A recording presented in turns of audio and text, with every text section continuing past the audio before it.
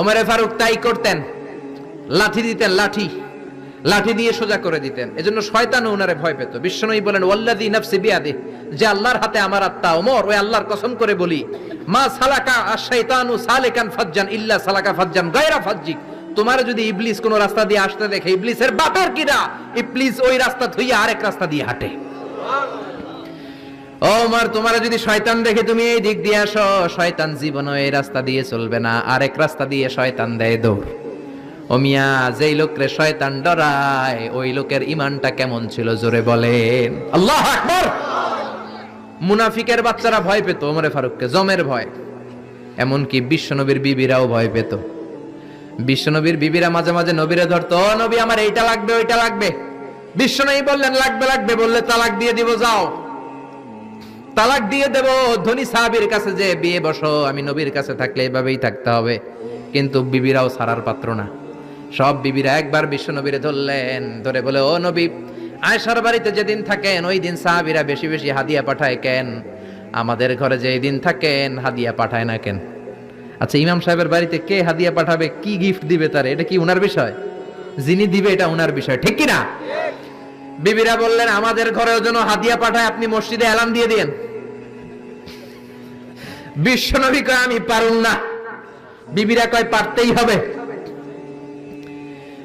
বিশ্বনবী বললেন, না না, আমি এই কথা মসজিদে বলতে পারবো না। বিবিরা বললেন, আপনি বলতেই হবে। ইন দা মিন টাইম দরজার বাইরে থেকে কে যেন সালাম দিল, আসসালামু আলাইকুম ওয়া রাহমাতুল্লাহ। বিশ্বনবী বললেন, ওয়া আলাইকুম আসসালাম। বিশ্বনবী বুঝলেন সালামটার কারণ না, এটা ওমরের সালাম। বিশ্বনবী সালামের উত্তর দিয়া বিবিদের দিকে তাকায় দেখে একটা বিবিও নাই। সব অন্দরমহলে দৌড়। সুবহানাল্লাহ কইবেন না? এই ভয়টা কিন্তু আবার ডাকাইত দেখলে যেই ভয় ওইটা না, এটাকে আরবিতে বলে হাইবাত। হাইবাত ওমর, ওমরের হাইবাত এমন ছিল, শয়তান ভয় পেত, মুনাফিকরা জমের মতো ভয় পেত। আমাদের মা উম্মুল মুমিনিন বিশ্বনবীর বিবিরা ওমরের কে ভয় পেত। সুবহানাল্লাহ। আমরা বাচ্চারা যদি না খায়, খেতে চায় না, আমার এক মেয়ে ছোট্ট খেতে চায় না, গল্প বলে খাওয়াই, আমি এদিক দিয়ে খাওয়াইলে ওদিকে দৌড়, এদিক দিয়ে ধরলে ওদিকে দৌড়। আপনাদের ছেলে মেয়েদের একই অবস্থা, বাচ্চারা খেতে চায় না, ঘুমাতে চায় না। তখন আমরা বলি ঘুমাও, না হলে বাঘ আসবে, বাঘ, বিড়াল আসবে, বিড়াল। আপনারা কি কোন? আর ওরাতে হ্যাঁ বিলাই, বিলাই আইব, কুত্তা আইব। আমরা বলি কুকুর আসবে, বিড়াল আসবে, ঘুমাও ঘুমাও। বাচ্চারা তখন ভয়ে ঘুমায়। ওমর ফারুক যখন মদিনার গভর্নর, মদিনার প্রেসিডেন্ট, মদিনার মায়েরা বিড়াল আর বাঘের ভয়ে দেখাতো না। বাচ্চারা যখন মদিনাতে খেতে চাইতো না, ঘুমাতে চাইতো না, মদিনার মায়েরা বলতো তাড়াতাড়ি ঘুমাও, ওই যে ওমর আসতেছে, ওমর। চিৎকার করে পড়েন আল্লাহু আকবার। সবার জন্য সমান নীতি। 10 বছরে গোটা বিশ্বের অর্ধেক ক্যাপচার, পৃথিবীর অর্ধেকটা ক্যাপচার করলেন সাইয়েদনা ওমর। নিজ হাতে পিটিয়ে নিজের ছেলেকে বেহুশ করেছেন। আরেক বর্ণনায় আছে পিটিয়ে ছেলেটাকে নিহত করেছেন। যদি বর্ণনাটা দাইফ, কিন্তু আমাদের জন্য শিক্ষা আছে বর্ণনায়। হঠাৎ একবার ঘরে ঢুকলেন, ওই ছেলের নাম ছিল আবু শাহমা, মূল নাম আব্দুর রহমান। ওনার বিখ্যাত যে ছেলে আব্দুল্লাহ ইবনে ওমর, উনি আরেকজন। আরেক ছেলে ছিল আব্দুর রহমান, মারুফুন বিআবি শাহমা, সবাই তার ডাকতো আবু শাহমা বলে। একদিন ঘরে ঢুকে দেখে মদের গন্ধ পাওয়া যায়। আবু শাহমারে বললেন, ইয়া আবা শাহমা আশারিবতা খামরান, মদ খাইছস? কয় না আব্বা, শারিবতু নাবিজান, নাবিজ খেয়েছি। খেয়াল রাখবেন, মদ হারাম, মদ খেলে আসিবেন, কিন্তু নাবিজ খাওয়া হালাল। নাবিজ হচ্ছে আরব দেশেরা খায়, সাদা দুধের মধ্যে রাতে শক্ত খুরমা যদি 5টা ফেলে রাখেন, সকালে ওইটা দেখবেন দুধের রং আর সাদা নাই, খুরমার রস টেনে দুধটা লাল হয়ে গেছে।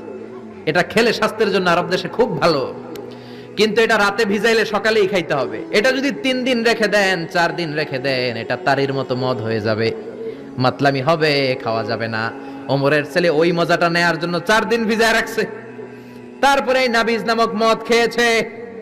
ওমর বললেন, মদ খাইছস নাকি? আবু শামা বলে, খাই নাই। ওমর বললেন, তাআলা এলে, এদিকে আয়, ইফতাহ ফামাক, মুখ খোলো। মুখ খোলার পরে গন্ধ নিয়ে দেখে নাবিজ মাখানো মদের গন্ধ পাওয়া যায়। কোনো কথা নাই, কলারটা ধরলেন, টানতে টানতে মসজিদে নববীর বারান্দার পিলারে নিয়ে বাঁধলেন। জোরের আজান হলো, নামাজ পড়লেন। নামাজের পরে সালাম ফিরালেন। সালাম ফেরানোর পরে বললেন, মাকানাকুম ইনদানা হাদ। নামাজের পরে সুন্নত পরে সবাই বসবেন, একটা বিচার আছে। এই গুরুদণ্ড, এটাকে আরবিতে বলে হাদ, প্লুরাল হচ্ছে হুদুদ। সবাই যখন ওযু করে ঢুকতেছিল বারান্দায় দেখে ওমরের ছেলে বাধা। সবার চিন্তা, হায় হায় কি ঘটনা ঘটলো, প্রেসিডেন্টের ছেলে পিলারের মধ্যে বাধা কেন? নামাজের পরে হাজার হাজার সাহাবী সবাই বলল, খলিফা কি হয়েছে? মাল আমর, হোয়াট হ্যাপেন্ড? ওমরে ফারুক বললেন, এটাই নাবিজ খেয়েছে, তবে এটা মদ হয়ে গেছিল, এখন 80 বেদ দিব। কানা ঘুষা হাজার হাজার সাহাবী। কেউ কেউ বলল, খলিফার ছেলে তো মনে হয় মারবে না, ধমক দিয়ে ছেড়ে দিবে। এরকম কিছু বিচার দেশে আছে না নাই? মিলায় দেয়, ঘুষ খায়া ছাইরা দেয়। এমপির পোলা হইলে 7 খুন মাফ, চিল্লা এখন ঠিক না? কেউ বলে না ওমর সারার পাত্র না, তবে 80টা মারবে না, 40টা দিবে অ্যাটলিস্ট। কয়টা? ওমর ফারুক চেয়ারে বসলেন, হাজার হাজার মানুষ, পিন পতন, নীরবতা। জল্লাদরে বললেন, হাতি জিলদ মিন বাইতুল মাল, বাইতুল মালের ঘর থেকে খেজুর গাছের চামড়া দিয়ে বানানো বড় সাইজের একটা চাবুক আন, সবচেয়ে বড়টা আনবি। সবচেয়ে বড়টা আনা হলো। এবার ওমরে ফারুক বললেন, ইবদা বিসমিল্লাহ, শুরু কর আল্লাহর নামে। সাইয়েদনা ওমর ফারুকের সামনে দাঁড়িয়ে জল্লাদ মারবে 80টা বাড়ি। মারতে শুরু করেছে। ওয়াহিদ, ইসনাই, তালাতা, 3 বাড়ি মারার পরে ওমরে ফারুক জল্লাদকে দিলেন এক থাপ্পড়। 3 হাত দূরে যে পড়লো জল্লাদ। জল্লাদের হাত থেকে চাবুক তুলে ধমক দিলেন, তুই কি চাবুক মারোস নাকি চাকরি বাঁচাস? আস্তে মারলি কেন? আসলে আস্তে মারে নাই, দেহে যত জোর ছিল। ওমরের হুকুম তামিল করবে না এরকম জল্লাদ মদিনায় ছিল না, জোরে কোন ঠিক কিনা? যত জোর ছিল তত জোরে মেরেছে, কিন্তু ওমরের পছন্দ হয় নাই। ওমর বললেন, ইনদাকা তালাতা ইনদি ওয়াহিদ, তোর হিসাবে 3টা, আমার হিসাবে মায়ের হইছে 1টা। আমি 2 নাম্বার থেকে শুরু করব। 2, 3 মারতেছে কে? মদিনাতে উনারসে পালোয়ান আর কেউ নাই। এক একটা বাড়ির আঘাতে ওমরের ছেলে আবু শামা চিৎকার করে কাঁদে। এক একটা বাড়িতে চামড়া ছিঁড়ে যায়, রক্তগুলো ছোপ ছোপ করে নববীর দেয়ালের মধ্যে লাগে। ছোট্ট ছেলেটা ডেকে বলে, আব্বা আমারে মাফ করে দাও, আর জীবনে মদ খাবো না।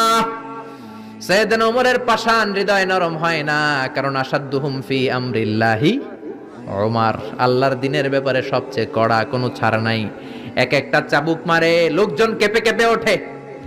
10টা 15টা মারার পরে ছেলে বেহুশ, পানি দেওয়ার পরে আবার হুশ, আবার মারা শুরু করা হলো। 30টা মারার পরে আবার বেহুশ। এইবার আবু শাহামার মা ওমরের বউ এসে ওমরের পা ধরে ডেকে বলে, ওমর তোমার পায়ে ধরে ক্ষমা চাই, আমার কলিজার টুকরা বাজানটারে তুমি মেরে দিও না। 80টা বেত মারতে হবে, মেরেছো 30টা, আরো মারবা 50টা।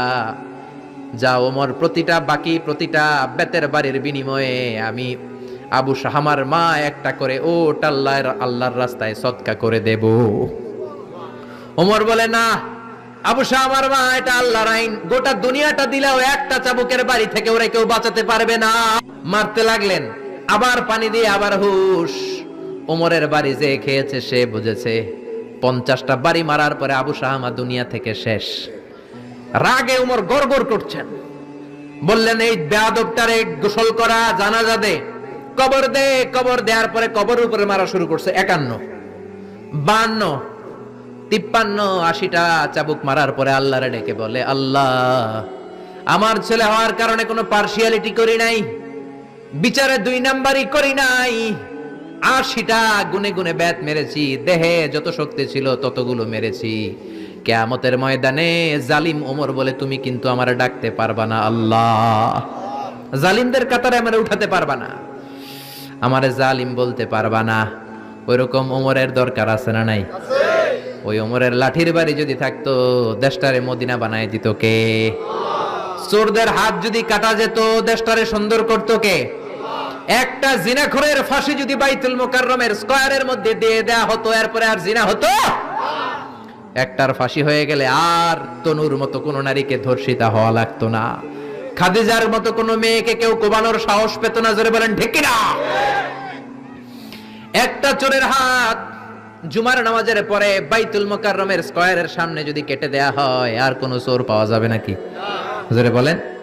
তবে আমচোর, জামচোর, কলাচোর ওই চোর না, যেই চোরগুলো বড় বড় জিনিস চুরি করে, ব্যাংক চুরি করে, দেশের টাকা চুরি করে, এক কলমের খোঁচায় 1000 কোটি টাকা চুরি করে, ওই চোরদের হাত কাটতে হবে। শেয়ার বাজার খায়া ফেলায়, হলমার্ক খায়া ফেলায়, দেশের টাকা খায়া ফেলায়, সুইজারল্যান্ডে সব টাকা পাঠায়, এরকম বড় বড় চোর আছে না নাই? ইসলামী বিচার যদি শুরু হয় আগে বড় চোরদের বিচার দিয়ে শুরু হবে। চিল্লায় বলেন ঠিক কিনা? এজন্য বিশ্বনবী বলতেন আসাদ্দুহুম ফি আমরিল্লাহি ওমর, আল্লাহর বিধান বাস্তবায়নে সবচেয়ে কঠোর ছিল ওমর। এক নারী এসে বলল, ওমরে ফারুক, আমার স্বামী আমারে তালাক দিয়েছে 100টা। কয়টা? শুনতেছেন? একটু জিমাই গেলেন মনে হয়। আমার স্বামী আমাকে 100 তালাক দিয়েছে। কয় তালাক? আসলে দিতে হবে কয় তালাক?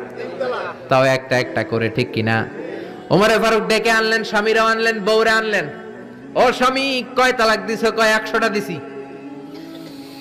ওমরে ফারুক বললেন, তালাক হচ্ছে মিন শাআইরিল্লাহ, এটা আল্লাহর নিদর্শন। আল্লাহর নিদর্শন নিয়ে ফাইজলামি করার অনুমতি তোরে দিছে কে?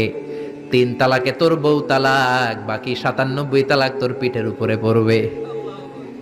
সুবহানাল্লাহ। বাড়িতে যে বউরে 100 তালাক দিছে এক ডাকায়, ওমর ফারুক বললেন 3 তালাকে তোর বউ তালাক, বাকি 97 তালাক তোর পিঠে। এজন্য লাঠির দরকার আছে না নাই? ওমর ফারুক জোহরের নামাজের ইমামতি করলেন। নামাজের পরে দেখলেন একদল লোক গোল হয়ে বসে জিকির করে। আসরের পরেও দেখলেন গোল হয়ে জিকির করে। মাগরিবের পরে দেখলেন সব লোক কাজে চলে যায়, ওই একদল লোক জিকির করে। ওমরে ফারুক বললেন, মান আনতুম, তোমরা কারা? কয় নাহনু আল মুতাওয়াক্কিলুনা আলাল্লাহ, আমরা আল্লাহর উপর তাওয়াক্কুলকারী। তো কাজ বাজ নাই, খালি জিকির করো। খাও দাও কিভাবে? কয় আমাদের জিকির দেখে লোকজন খানা দিয়া যায়। ওমরে ফারুক বললেন, তাহলে তো তোমরা মুতাওয়াক্কিলুনা আলাল্লাহ নও, তোমরা হচ্ছে আল মুতাওয়াক্কিলুন বা'দুকুম আলা বা'দ, একে অপরের উপর তাওয়াক্কুলকারী। যারা তোমাদের জন্য রুটি নিয়ে আসছে এদের উপর তাওয়াক্কুলকারী। কে বলেছে নামাজের পরে বসতে? ফাইদা কুদিয়াস সালাতু ফান্তাশিরু ফিল আরদ ওয়াবতাগু মিন ফাদলিল্লাহ। নামাজ শেষ তো বের হয়ে যাও। ছাত্র যাবে স্কুলে, জনপ্রতিনিধি যাবে, মেম্বার অফ দ্য পার্লামেন্ট যাবে পার্লামেন্টে, শিক্ষক যাবে কলেজে, যারা ব্যবসায়ী তারা যাবে বাজারে। তোমরা কোনো কাজ করো না, বসে থাকো কেন? খবরদার, আজকের নামাজের পরে যদি কোনো নামাজের পরে যদি গোল হয়ে বসে থাকতে দেখি, পিটাইয়া মসজিদে নববী থেকে বের করে দেব। কাজ করতে যা, এলাকায় যে কাজ কর, বিবি বাচ্চার খবর নে, চিল্লা এখন ঠিক না? ছাড় দেন নাই, পিটাইয়া মসজিদ থেকে বের করে দিয়েছেন। আল্লাহু আকবার।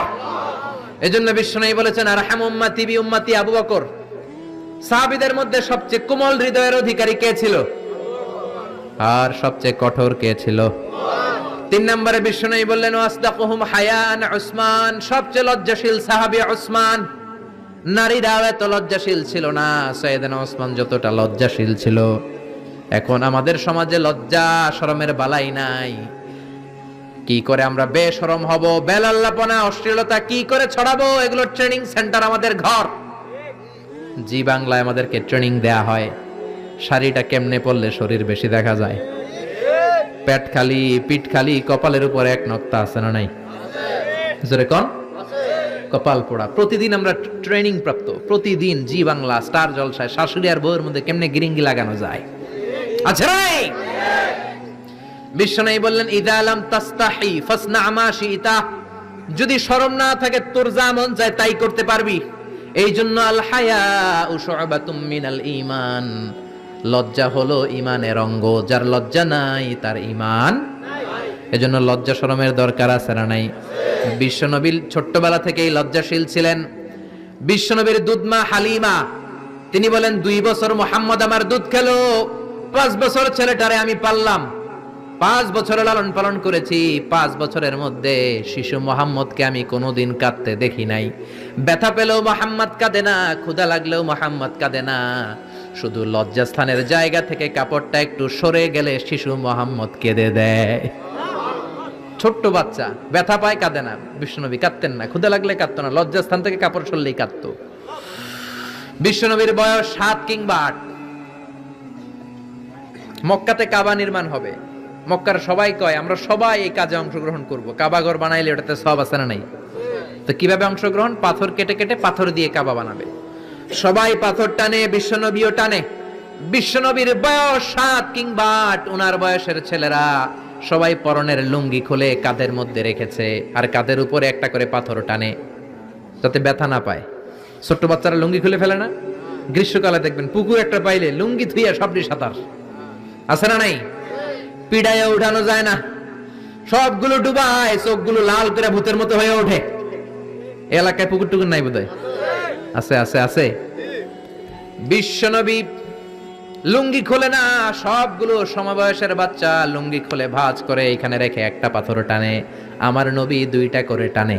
সবাই টানে কয়টা করে? নবী টানে কয়টা করে? সব বাচ্চারা লুঙ্গি খোলা, বিশ্বনবী লুঙ্গি পরনে। আবু তালেবের চোখে এটা পড়লো। আবু তালেব বলে, ও ভাতিজা মুহাম্মদ, তোমার বয়সের বাচ্চারা লুঙ্গি খুলে পাথর টানে, সবাই টানে একটা, তুমি টানো দুইটা, কেন রে ভাতিজা? তুমিও লুঙ্গি খোলো, লুঙ্গিটা কাঁধে রেখে তারপরে পাথর টানো। বিশ্বনবী বললেন, না চাচা, আমার সমস্যা নাই, আমি লুঙ্গি খুলবো না। চাচা কই খোলো। আমরা অনেক বাচ্চাদেরকে বলি, আরে তুই ছোট মানুষ, খোল বেটা, খোল খোল খোল, কিচ্ছু হবে না, বলি না? কখনো এগুলো বলবেন না। ও ছোট্ট হলে ওর একটা প্রেস্টিজ আছে না নাই? ওর একটা আত্মসম্ভ্রম বোধ আছে না নাই? এখনো যদি লুঙ্গি খোলা শিখান, অশ্লীলতা শিখান, তাহলে এই ছেলেগুলো হবে ডাকাত, এগুলোই হবে বাংলা ভাই, ইংরেজি ভাই, অঙ্ক ভাই, এগুলো হবে পিচ্চি হান্নান, এরশাদ শিকদার, কালা জাহাঙ্গীর, লতিফ সিদ্দিকীর মতো মন্ত্রী। ঠিক, আরো আসতে বলেন। এখন থেকে যদি লাজুকতা শিখান, ভদ্রতা শিখান, কোরআন শিখান, তাহলে এই ছেলেগুলো বড় আলেম হবে, মুফাসসিরে কোরআন হবে। এই ছেলেগুলো হাফেজ জাকারিয়ার মতো হবে, ফজলে রাব্বি আদলের মতো হবে, বড় বড় ইমাম হবে, মুফাসসির হবে। চিল্লায় বলেন ঠিক কিনা? চাচা বলে, মোহাম্মদ লুঙ্গি খোলো। আরে ছোট মানুষ খোলো। বিশ্বনবী বলে, না, আমি ছোট হতে পারি কিন্তু লুঙ্গি খুলবো না, আমার কোনো সমস্যা নাই। চাচাকে, আরে খোলো মিয়া, বলে লুঙ্গির গোছা ধরে টান দিছে। টান দিতে দেরি, মুহূর্তের মধ্যে বিশ্বনবী বেহুশ হয়ে জমিনে পড়ে যায়। বিশ্বনবীর জীবদ্দশায় পৃথিবীর কোন মানুষ বিশ্বনবীর লজ্জাস্থান দেখে? জোরে বলেন, দেখে? এজন্য খবরদার, তোমার বোনের পেট পিঠ খালি থাকতে পারবে না, কপালে এক নোক্তা থাকতে পারবে। তোমার বোন বললেই তুমি তারে পাখি ড্রেস কিনে দিতে পারবা না, লেহেঙ্গা 2 পিস 3 পিস কিনে দিতে পারবা না। তুমি যদি এগুলো আদরের বোনকে কিনে দাও, আল্লাহর সুপ্রিম কোর্টের কাঠ গড়াতে তোমারও আসামি করে দাঁড় করাবে কে? বাবা খবরদার, মেয়েদের সব আবদার পূরণ করবেন না। হেজাব পরানো শিখান, বোরকা পরানো শিখান। একটা মেয়ে যখন বোরকা পরে রাস্তায় বের হয়, মনে হয় জান্নাতের হুর দুনিয়ায় এসেছে। একটা মেয়ের সৌন্দর্য তো হেজাবে, সৌন্দর্য তো বোরকার ভেতরে, সৌন্দর্য তো পর্দার ভেতরে। চিল্লা এখন ঠিক কিনা? আবার কিছু নানি আছে বয়স 90, উনি হাত মোজা পা মোজা, আর সাথে 16 বছরের 18 বয়সের নাতনিরে নিয়ে বের হইছে। এমন দৃশ্য এলাকার সব পোলারা পিছনে পিছনে লাইন ধরে, আছে না নাই? মায়ের বয়স 60, হাত মোজা পা মোজা। আপনি হাত মোজা পরছেন কেন? আপনি তো অল্প কাপড় পরে বেরোলেও কোনো সমস্যা নাই। আপনি তো এক্সপায়ার্ড, আপনার ডেট এক্সপায়ার্ড, ঠিক কিনা? আপনার দিকে তাকাবে না সুন্দরী, সুরুষী, অষ্টাদশী, মায়াবিনী, কাজল কালো চোখ, মেঘ কালো কেশ, আপনার ওই নাতনির দিকে লুলুপ দৃষ্টি দিয়ে বখাটেগুলো তাকাবে, ঠিক কিনা? এজন্য খবরদার, মেয়েদেরকে পর্দা শিখান, মেয়েদেরকে ভদ্রতা শিখান, মেয়েদেরকে ইসলাম শিখান। ফ্যামিলিটারে জান্নাত বানায় দিতে পারে কে? আল্লাহ। এজন্য বিশ্বনবী বললেন, ওয়াসদাকুহুম হায়াআন উসমান, সবচাইতে লজ্জাশীল সাহাবী ছিল কে? উসমান। মনে থাকবে নি? ওসমান নামটা সুন্দর না? ছেলে পেলে হইলে এগুলো রাখেন, রাখবেন তো? কি রাখবেন? কি অদ্ভুত অদ্ভুত নাম রাখে। এক লোক অনেকদিন পরে ভাতিজারে দেখতে আসছে বাসায়, ঢাকাতে, গ্রামের সবজি টবজি নিয়ে গেছে। তো ভাতিজারা বলে, ভাতিজা তোমার নাকি এক ছেলে এক মেয়ে? বলে, জি চাচা, দোয়া করবেন, এক ছেলে এক মেয়ে, একটু ডাকো তোমার ছেলে আর মেয়েরে। ভাতিজা ডাক দিছে, ব্রাশ ফায়ার। ব্রাশ ফায়ার শুই না, চাচা দিছে দৌড়। ভাতিজাও পিছন থেকে দৌড়ায়, চাচাও দৌড়ায়। ভাতিজা কয়, দাঁড়ান চাচা। চাচা কয়, আমার বয়স 80 হয়েছে রে ভাতিজা, আমারে তুই ব্রাশ ফায়ার করিস না। ভাতিজা কয়, চাচা এটা ওই ব্রাশ ফায়ার না, ছেলের নাম ব্রাশ, মেয়ের নাম ফায়ার। আছে না নাই? কিয়ামতের দিন আল্লাহ, ইউদআউনা ইয়াউমাল কিয়ামাতি বিআসমাইকুম ওয়া বিআসমাই আবাইকুম, কিয়ামতের দিন আল্লাহ তোমাদের নাম ধরে, তোমাদের বাবাদের নাম ধরে ডাকবে। ফাহসিনু আসমাআকুম, তোমাদের নামগুলো সুন্দর করে রেখো। সুবহানাল্লাহ। রাখবেন, ওসমান নামটা রাখবেন তো, ছেলে হইলে রাখবেন, রাখবেন। এরপরে বিশ্বনবী বলেছেন, ওয়াকদাহুম আলী, সবচেয়ে ভালো বিচারের রায় দিতে পারতো আমার মেয়ের জামাই আলী। বিচারের রায় হবে একটা কিতাব দিয়ে, কিতাবটার নাম কি? আপনাদের উচ্চ আদালত আর নিম্ন আদালতে তো এই কিতাব দিয়ে রায় হয় না? হাইকোর্ট, সুপ্রিম কোর্টে এটা দিয়ে রায় হয় নাকি? এই কোরআনটা দিয়ে যদি সব বিচারের রায় হতো, কেউ মাজলুম হতো না। কোরআন দিয়ে রায় হলে ওই রায়ে কোনো স্কাইপি কেলেঙ্কারি থাকে? কোরআন দিয়ে রায় হলে ঘুষ খাওয়ার সুযোগ থাকে? কোরআন দিয়ে রায় হলে এক দলের কথা শুনে আরেক দলের উপর কোনো জুলুম করার সুযোগ থাকে? এজন্য রায় দিতে হবে কি দিয়ে? وَمَن لَّمْ يَحْكُمْ بِمَا أَنزَلَ اللَّهُ فَأُولَٰئِكَ هُمُ الْكَافِرُونَ সুবহানাল্লাহ। আল্লাহ তিনবার বললেন কোরআন দিয়ে যে রায় দেয় না, বিচারের রায় যারা কোরআন দিয়ে ঘোষণা করে না, এক জায়গায় বললেন জালেম, এক জায়গায় কাফের, এক জায়গায় ফাসিক। এজন্য কোরআন দিয়ে বিচারের রায় হওয়ার দরকার আছে না নাই? কোরআনকে সংসদে পাঠানোর দরকার আছে না নাই? এমনি এমনি হেঁটে চলে যাবে কোরআন সংসদে, নাকি পাঠাইতে হবে? ভালো নেতা বানাইতে হবে। যারা কোরআন মানে, যারা কোরআনের পক্ষে, এরকম নেতা বানানোর দরকার আছে না নাই? এজন্য বিশ্বনবী বলেছেন মান ক্বালা বিহি সাদাকা, কোরআন দিয়ে যে কথা বলে তার কথা সত্য কথা নাকি মিথ্যা? ওয়া মান আমিলা বিহি উজরা, কোরআন দিয়ে আমল করলে আমল নামায় সওয়াব আছে না নাই? বেশি না কম? ওয়া মান হাকামা বিহি আদালা, কোরআন দিয়ে যে বিচারের রায় দেয় ওইটাই সবচেয়ে সেরা বিচার, ঠিক কি না? আল্লাহ দেশে কোরআনের বিচার কায়েম করুক, পড়ে না আমিন। 5 নম্বরে বিশ্বনবী বললেন ওয়া আকরাহুম উবাই ইবনে কাব, সাহাবীদের মধ্যে সবচাইতে সুন্দর তেলাওয়াত করতে পারতেন, তাজবিদের সাথে সবচাইতে সুন্দর তেলাওয়াত করতে পারতেন উবাই ইবনে কাব। কি নাম? এগুলো জানেই না, জানতেও চায় না, খালি নাম মুখস্থ করে সালমান খান, শাহরুখ খান, অমুক খান, তমুক খান। পড়েন উবাই ইবনে কাব। উনি ছিলেন সবচেয়ে বড় কারি।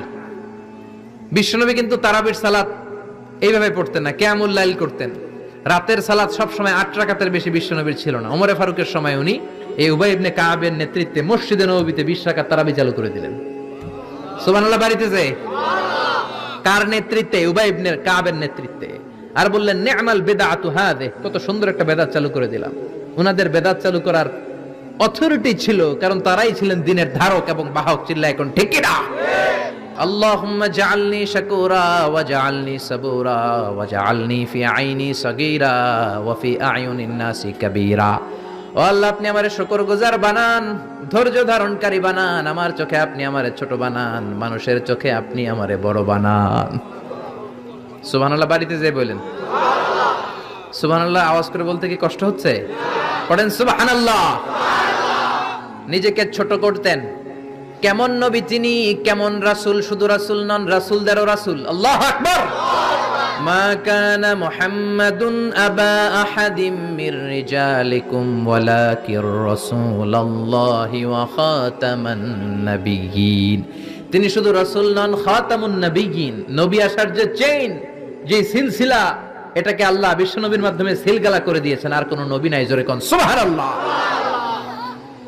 তিনি শ্রেষ্ঠ নবী, নবীদেরও নবী। তিনি এমন নবী যিনি হ্যাঁ বললে শরীয়তের সবকিছু হালাল হয়ে যায়, তিনি না বললে সব হারাম হয়ে যায়। তিনি আঙ্গুল তুললে পূর্ণিমার চাঁদ 2 ভাগ হয়ে যায়।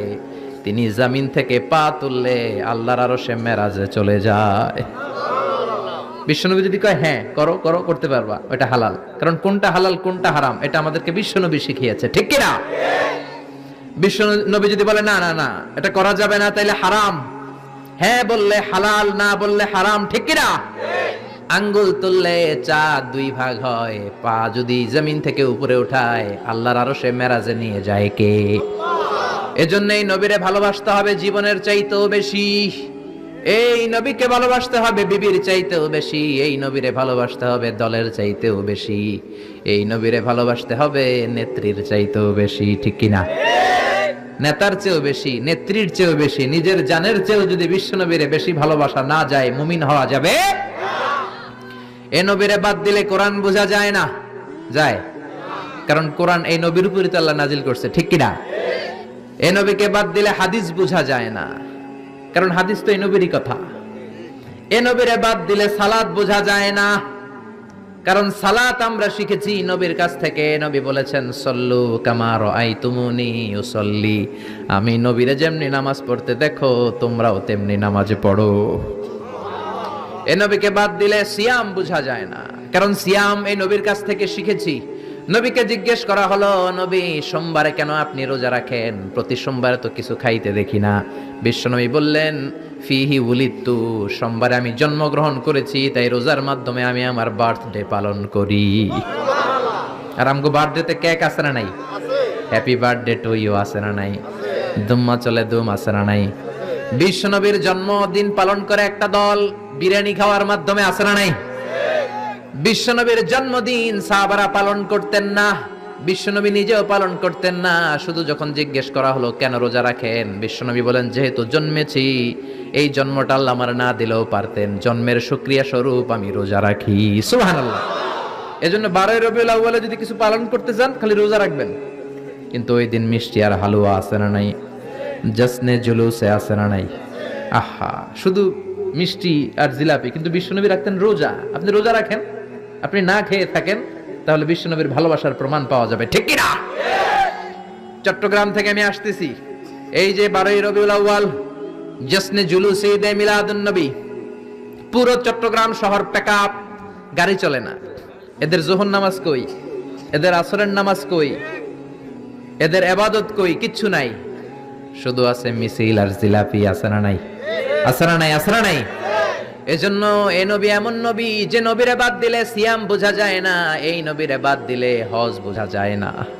কারণ বিশ্বনবী আমাদেরকে হজ করে শিখিয়েছেন। বিশ্বনবী জীবনে হজ করেছে একটা, উমরা করেছে 4টা। বিশ্বনবী যদি হজ করে না দেখাইতো, আমরা হাজির হইতে পারতাম? জোরে বলেন, পারতাম? এজন্য এই নবীরে বাদ দিলে কিচ্ছু বোঝা যায় না, নবীরে বাদ দিলে কোরআন বোঝা যায় না। এই জন্য এই নবীর ভালোবাসা আমাদের অন্তরে আছে না নাই? আর এই নবীরে যারা গালি দেয় তাদের জন্য আমাদের লাঠি আছে না নাই? আমাদের মিছিল আছে না নাই? আমাদের রক্ত চক্ষু আছে না নাই? ময়দানে আমাদের শক্ত অবস্থান আছে না নাই? এজন্য নবীর বিরুদ্ধাচারণ যদি করে তার সাথে কোনো আপোষ চলবে? আপনি তার বিরুদ্ধে যাবেন, বিবৃতিতে যাবেন, কথা বলবেন, ময়দানে নামবেন, দরকারে হলে রক্ত দিয়ে হলেও নবীর সম্মান বাঁচাবেন, ঠিক কি না?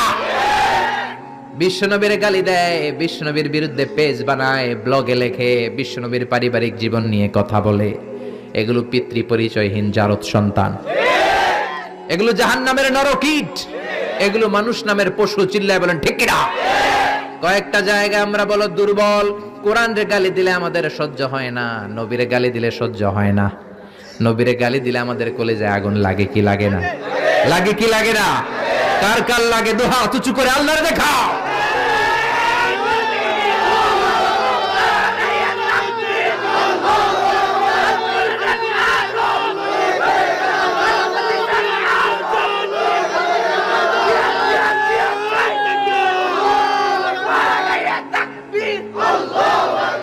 আল্লাহ আমাদের স্লোগানকে কবুল করো।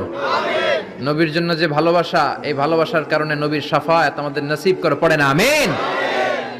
এজন্য এই নবী এমন নবী যারে বাদ দিলে কোরআন বোঝা যায় না, হাদিস বোঝা যায় না, নামাজ বোঝা যায় না, রোজা বোঝা যায় না। জোরে বলেন, ঠিক কি না? আমাদের নবী এমন নবী যেই নবীর আগমন বার্তা দেওয়ার জন্য আল্লাহ আরেকজন নবীকে দুনিয়ায় পাঠিয়েছে।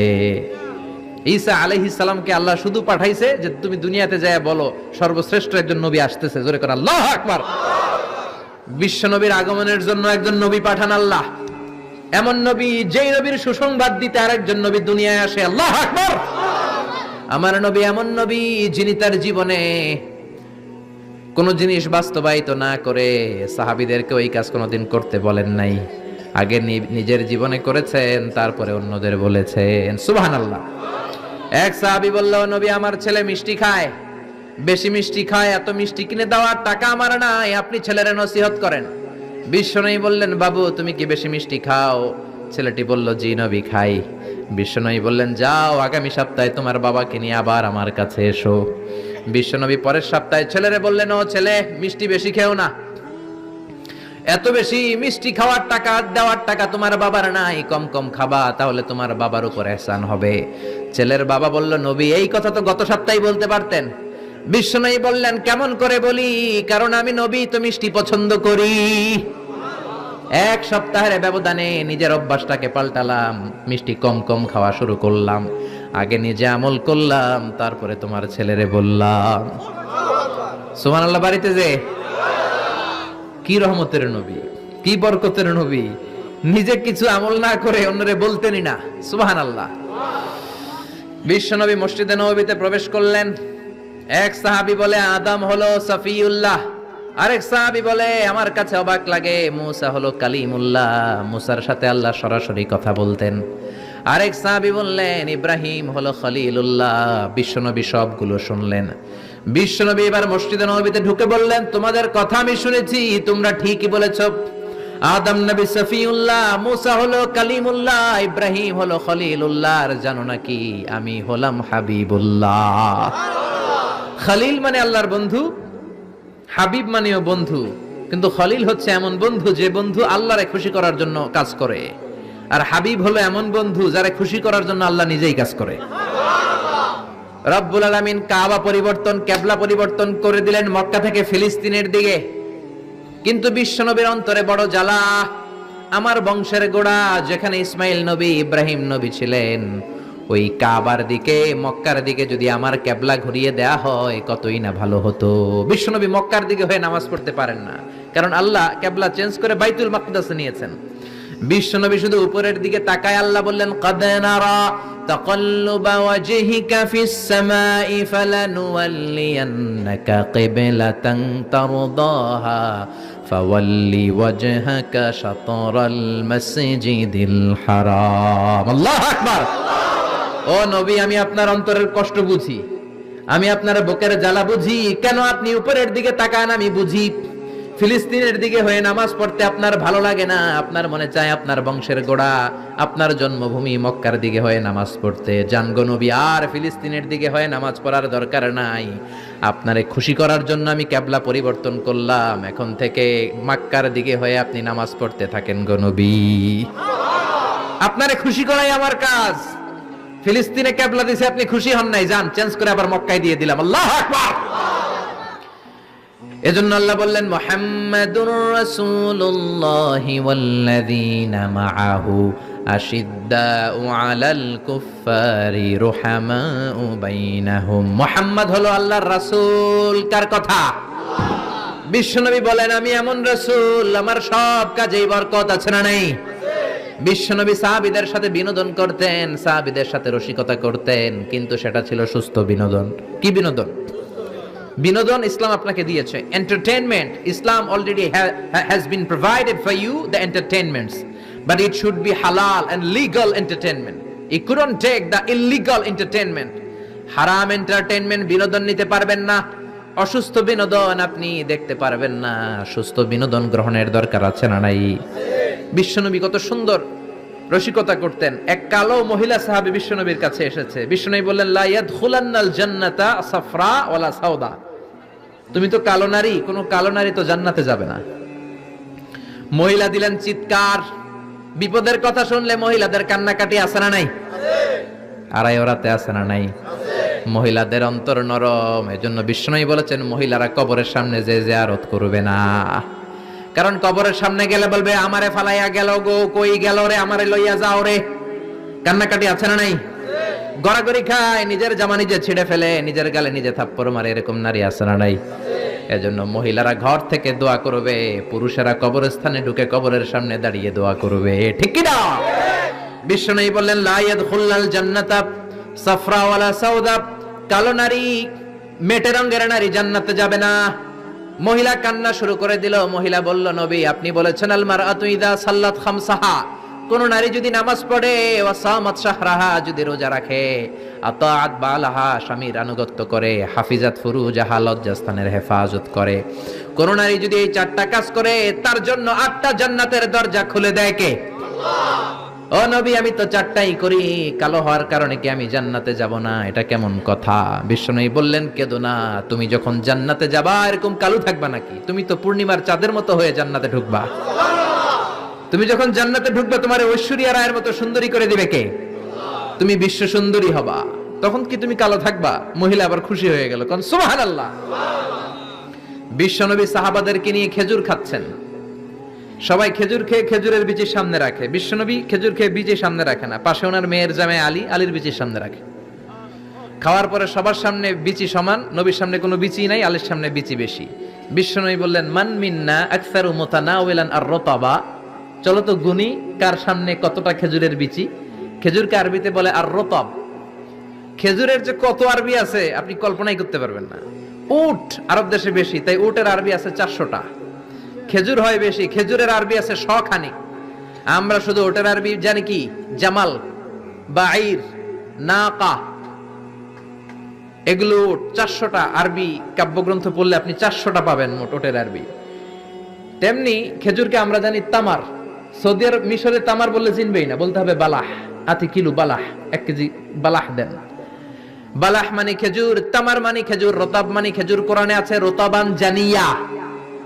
মারিয়াম যখন সাইয়েদনা ঈসা আলাইহিস সালামকে প্রসব করলে আর করলো কে? আল্লাহ। এই জন্য যে সমস্ত নারীরা পেটের মধ্যে বাচ্চা আছে, সন্তান সম্ভবা, তারা খেজুর খাবেন। বাচ্চারে সুস্থ রাখবে কে? আবার মক্কায় মদিনাতে নতুন বাচ্চা জন্ম নিলে বিশ্বনবী বাচ্চার কাছে যে খেজুর খেয়ে খেজুর মিশ্রিত বিশ্বনবীর মুখের লালা বাচ্চার মুখে লাগিয়ে দিত। আল্লাহু আকবার। বিশ্বনবী সাহাবাদের বললেন, মান মিন্না আকসারু মুতানাওয়ালান আর রতাবা। চলো কে বেশি রতাব খেয়েছে মানে খেজুর খেয়েছে গুনি। গুনতে শুরু করা হলো। সবচেয়ে বেশি দেখা গেল সাইয়েদনা আলীর সামনে। বিশ্বনবী বললেন, দেখো আল্লাহ কি খাদক জামাই আমাকে দিয়েছে। এমন খাইতে পারে, সবার সামনে বিচি কম, আলীর সামনে বিচি ডবল। এখন আলী কি বলবে? আলী বলে, আমার শ্বশুরও কম খাইতে পারে না। দেখো সবার সামনে বিচি আছে, আর আমার শ্বশুর বিশ্বনবীর সামনে কোনো বিচিই নাই। তার মানে খেজুর খাওয়ার সময় উনি বিচি সহ মেরে দিয়েছে। তাহলে বিশ্বনবীর বিনোদন সুস্থ বিনোদন, চিল্লায় বলেন ঠিক কিনা? আবার বিশ্বনবী বলতেন, উতিতু খামসান লাম ইয়াতাহুন্না নাবিয়্যুন ক্বাবলি। এমন 5টা জিনিস রব্বুল আলামিন আমাকে দিয়েছে, আমার আগে কোন নবীকে আল্লাহ এই 5টা জিনিস দেয় নাই। সুবহানাল্লাহ। 1 নম্বরে নুসিরতু বির-রু'বি মাসিরাতা শাহর। ভয় দিয়ে আল্লাহ আমারে সাহায্য করেছে। আমার ডানে বায়ে সামনে পেছনে 1 মাসের রাস্তার মধ্যে যদি কোনো কাফেরের রান্ডা বাচ্চা থাকে, আমার ভয়ে তাদের অন্তরে ধুকধুকানি বাড়ায় দেয় কে? নবী যেখানে অবস্থান করতেন তার ডানে বায়ে সামনে পেছনে 1 মাসের এরিয়ার মধ্যে যদি কোনো কাফির থাকতো, মুশরিক থাকতো, বিশ্বনবীর ভয়ে ঘুমের মধ্যে লাফ দিয়ে উঠতো। আল্লাহু আকবার। 2 নম্বরে বিশ্বনবী বললেন, জুইলাত লিয়াল আরদু কুল্লুহা মাসজিদান ওয়া তাহুরা। আমার জন্য আল্লাহ গোটা বিশ্বটাকে মসজিদ বানিয়ে দিয়েছে। গোটা বিশ্বটা মসজিদ। মসজিদ মানে মাকানুস সুজুদ, সিজদার জায়গা। যেখানেই সিজদা দেন কবুল করবে কে? আল্লাহ। নূহ আলাইহিস সালামের জামানায় যেই কোনো জায়গায় নামাজ পড়লে কবুল হতো না, মসজিদে যেয়ে পড়া লাগতো। মুসা নবীর উম্মত মসজিদ ছাড়া নামাজ পড়লে কবুল হতো না, সিনাগগে যেয়ে পড়া লাগতো। ঈসা নবীর জামানায় ইবাদতখানায় যে পড়া লাগতো, কিন্তু আমরা যেইখানেই নামাজ পড়ি কবুল করে কে? আল্লাহ। আজকের এই প্যান্ডেলে যদি নামাজ পড়ি কবুল হবে কি হবে না? হবে। বাইতুল মুকাররমে হবে কি হবে না? হবে। শোলাকিয়ার ময়দানে কবুল হবে কি হবে না? হবে। বাজারে পড়লে হবে কি হবে না? হবে। নদীর উপরে নৌকায় পড়লে, প্লেনের ভেতরে বাতাসে পড়লে, মহাকাশে যে স্যাটেলাইট চ্যানেলের মধ্যেও যদি পড়ি সেখানেও কবুল করে নিবে কে? জমিনের যেই জায়গায় নামাজ পড়ো কবুল করে নেওয়া হবে। আবার বললেন পুরো জমিনটারে আল্লাহ আমার জন্য তহুর বানায় দিলেন। ফা ইল্লাম তাজিদু মাআন ফাতায়াম্মামু সাঈদান তাইয়্যিবা। নামাজের সময় যদি তোমরা ওযুর জন্য পানি না পাও, তায়াম্মুম করলেও কবুল করবে কে? আল্লাহ। এই সব জায়গায় নামাজের অনুমতি আর তায়াম্মুম, এটা কোন নবীর ছিল না, এটা স্পেশালি আল্লাহ বিশ্ব নবীকে দিয়েছেন। সুবহানাল্লাহ। মা আয়েশাকে নিয়ে বিশ্বনবী বানুল মুস্তালাকের যুদ্ধ থেকে রওনা হলেন। প্রতিমধ্যে মা আয়েশার গলার স্বর্ণের হার চুরি হয়েছে কিংবা হারিয়ে গিয়েছে। মা আয়েশা কান্নাকাটি করলেন, আমার হার, আমার হার। মেয়েদের স্বর্ণ হারাইলে খবর আছে না নাই? গোটা দুনিয়া ভাঙ্গা গেল কিছু বলবে না, যদি স্বর্ণ একটা হারায় বাড়ি তামা তামা করে ফেলবে। ঠিক কিনা? কয় ঠিক, মানে অভিজ্ঞতা আছে অনেক। নারীরা স্বর্ণ পছন্দ করে, তো মা আয়েশা তো নারী, উনি বললেন নবী আমার স্বর্ণ হারিয়েছে। বিশ্বনবী বললেন কাফেলা থামাও, গলার হার খোঁজো। সবাই মিলে গলার হার খুঁজতে খুঁজতে মাগরিবের নামাজের সময় প্রায় শেষ হয়ে যায়। এবার সবাই মিলে আবু বকর রে বকে, তোমার মাইয়ার কারণে আজকে এই দশা। তোমার মেয়ে যদি গলার হারটা না হারাইতো তাহলে তো আমরা যেখানে পানি আছে ওইখানে পৌঁছে যেতাম, ওখানে নেমে ওযু করে নামাজ পড়তাম। তোমার মেয়ের কারণে আজকে এই দশা, এখন সবার নামাজ কাজা, নবীর নামাজও কাজা। আল্লাহ বললেন খবরদার, এই মেয়েটারে গালি দিবি না, এই মেয়েকে গালি দেয়া যাবে না। আয়েশার সম্মানে আজকে আমি তায়াম্মুমের বিধান নাজিল করে দিলাম। فإن لم تجدوا ماء فتيمموا صعيدا طيبا কোথাও যদি ওযুর জন্য পানি না পাও মাটি দিয়ে তায়াম্মুম করো, কবুল করে নিবে কে? মা আয়েশা বলতেন আমাকে আল্লাহ এমন 5টা জিনিস দিয়েছেন বিশ্বনবীর কোন বউকে আল্লাহ দেন নাই। এক নম্বরে আমি বিশ্বনবীর একমাত্র কুমারী বউ, বাকি বউগুলা ছিল বিধবা, এর আগে কয়েকটা করে বিয়ে হয়েছে, শুধু আমারই বিয়ে হয় নাই। সুবহানাল্লাহ। 2 নম্বরে আমি যখন শীতের রাতে নবীর সাথে এক লেপের নিচে ঘুমাতাম তখনও জিব্রাইল কোরআন নিয়ে নাজিল হয়ে যেত। অন্য বিবিদের সাথে যখন কোনো ঘরে এক খাটের মধ্যে শুয়ে থাকতো তখন কোনোদিন কোরআন নাজিল হয় নাই, শুধু মা আয়েশার সাথে যখন থাকতো তখন কোরআন নাজিল হতো। সুবহানাল্লাহ। আবার মা আয়েশা বলতেন আমার ঘরে বিশ্বনবীর কবর, আবার বিশ্বনবী যখন তার শেষ নিঃশ্বাসটা ত্যাগ করেছেন বিশ্বনবীর মাথাটা ছিল আমার কোলের উপরে। আবার বিশ্বনবী বলতেন ও দুনিয়ার মানুষেরা শোনো শোনো, ওযুর পানি না থাকলে যে তায়াম্মুম করে নামাজ পড়ো এটাও তোমরা আমার কারণে পেয়েছো। আল্লাহু আকবার। এজন্য বিশ্বনবী বলতেন জুইলাত লি আল আরদু কুল্লুহা মাসজিদান ওয়া তাহুরা, আমার জন্য গোটা বিশ্বটাকে নামাজের জায়গা আর ওযুর না থাকলে তায়াম্মুমের জায়গা বানিয়ে দিয়েছে কে? এরপরে বিশ্বনবী বলতেন উতিতু আশ-শাফাআহ, আমাকে শাফায়াতের মালিক করেছে কে? কিয়ামতের দিন সব নবীরা যখন বলবে ইয়া নাফসি ইয়া নাফসি, বিশ্বনবী বলবেন রব্বি হাবলি উম্মতি, ও আল্লাহ তুমি আমার উম্মতকে বাঁচাও, আমার উম্মতকে বাঁচাও। সুবহানাল্লাহ। এরপরে বিশ্বনবী বলেছেন ওয়া কানান নাবিয়্যু ইউবআসু ইলা কওমিহি খাসসাহ, দুনিয়ার সব নবীকে একটা নির্দিষ্ট বর্ডারে পাঠানো হয়েছে, নির্দিষ্ট এলাকার লোকের জন্য পাঠানো হয়েছে। আমি বিশ্বনবীর নবুয়তির কোনো বর্ডার নাই, গোটা বিশ্বের জন্য আমার নবী বানিয়ে পাঠানো হয়েছে। এই জন্য আমি বিশ্বনবী, চিল্লায় কোন আল্লাহু আকবার। বিশ্বনবী শুধু পুরুষদের নবী নয়, শুধু নারীদের নবী নয়, শুধু সাদা লোকদের নবী নয়, শুধু নিগ্রো আর কালো লোকদের নবী নয়, শুধু আরবদের নবী নয়। বিশ্বনবী আদম নবী থেকে শুরু করে কিয়ামত পর্যন্ত যত মানুষ যত জিন পৃথিবীতে আসবে সবার জন্য বিশ্বনবীকে নবী বানিয়েছে কে? বিশ্বনবীর যদি কোনো নবীরাও না মানে ওই নবীর নবুয়তিও ক্যান্সেল করে দিবে কে? এজন্য আল্লাহ বললেন মুহাম্মাদুর রাসূলুল্লাহি ওয়াল্লাযীনা মাআহু আশিদ্দাউ আলাল কুফফারি রুহামাউ বাইনাহুম। মুহাম্মদ হলেন আল্লাহর রাসূল। কার কথা? ঘুম আসতেছে? জিমায় পড়ছেন? তাকবীর দেন, লিল্লাহি তাকবীর। নবীর কথা বলে আল্লাহ বললেন ওয়াল্লাযীনা মাআহু, নবীর সাথে যারা চলে। নবীর সাথে কারা চলতো? সাহাবারা। জোরে বলেন কারা? এবার আল্লাহ সাহাবাদের কথা বলছেন ওয়াল্লাযীনা মাআহু, নবীর সাথে যারা চলতো। আশিদ্দাউ আলাল কুফফার, কাফেরদের ব্যাপারে তারা বজ্র কঠোর। রহমাউ বাইনাহুম, নিজেদের ব্যাপারে তারা পুষ্পকোমল। কাফিরদের ব্যাপারে সাহাবারা বজ্র কঠোর, নিজেদের ব্যাপারে তারা পুষ্পকোমল। কাফিরদের ব্যাপারে কোনো ছাড় নাই, মুশরিকদের সাথে জিহাদের ময়দানে কোনো ছাড় নাই। চিল্লা এখন ঠিক কিনা? কিন্তু নিজেরা ভাই ভাই, নিজেদের মধ্যে মহাব্বত আছে না নেই? এজন্য বিশ্বনবী বলতেন আমার সাহাবাদের মধ্যে 2 কিসিম আছে। কয় কিসিম? এক কিসিম নরম কিসিম, আর এক কিসিম গরম কিসিম। সুবহানাল্লাহ। আবু বকর নরম কিন্তু ওমরে ফারুক গরম। জোরে কোন ঠিক কিনা? এজন্য বিশ্বনবী বলতেন খায়রুল কুরুনি করনি, সবচেয়ে সেরা যুগ আমি নবীর যুগ। সুম্মাল্লাযীনা ইয়ালুনাহুম, তারপরে সাহাবাদের যুগ। সুম্মাল্লাযীনা ইয়ালুনাহুম, তারপরে তাবেঈদের যুগ। ঠিক কিনা? সাহাবারা হচ্ছে এই পৃথিবীর শ্রেষ্ঠ সন্তান, তাদের চেয়ে শ্রেষ্ঠ সন্তান পৃথিবী জন্ম দিতে পারে নাই। চিল্লায় বলেন ঠিক কিনা? এজন্য সাহাবাদেরকে ভালোবাসার দরকার আছে না নাই? নাকি সাহাবীদেরকে গালি দিবেন, সাহাবীদেরকে ঘৃণা করবেন? সাহাবীদেরকে যদি গালি দেন, যদি ঘৃণা করেন, যদি সমালোচনা করেন, আপনার ঈমান থাকবে? কথা বলেন, ঈমান থাকবে? এজন্য নবী বললেন খবরদার লা তাসুব্বু আহাদাম মিন আসহাবি, আমার সাহাবীদেরকে গালি দিও না। সাহাবাদেরকে ভালোবাসা হলো ঈমান, সাহাবীদেরকে ঘৃণা করা হলো কুফরি। ঠিক কিনা? আয়াতুল ঈমানি হুব্বুল আনসার, সাহাবীদের ভালোবাসা হচ্ছে ঈমানের আলামত। আয়াতুন নিফাকি বুগদুল আনসার, সাহাবীদেরকে ঘৃণা করা হচ্ছে মুনাফিকের আলামত। চিল্লায় বলেন ঠিক কিনা? এজন্য বিশ্বনবী বলতেন আমার সাহাবারা এক একটা সুপারস্টার।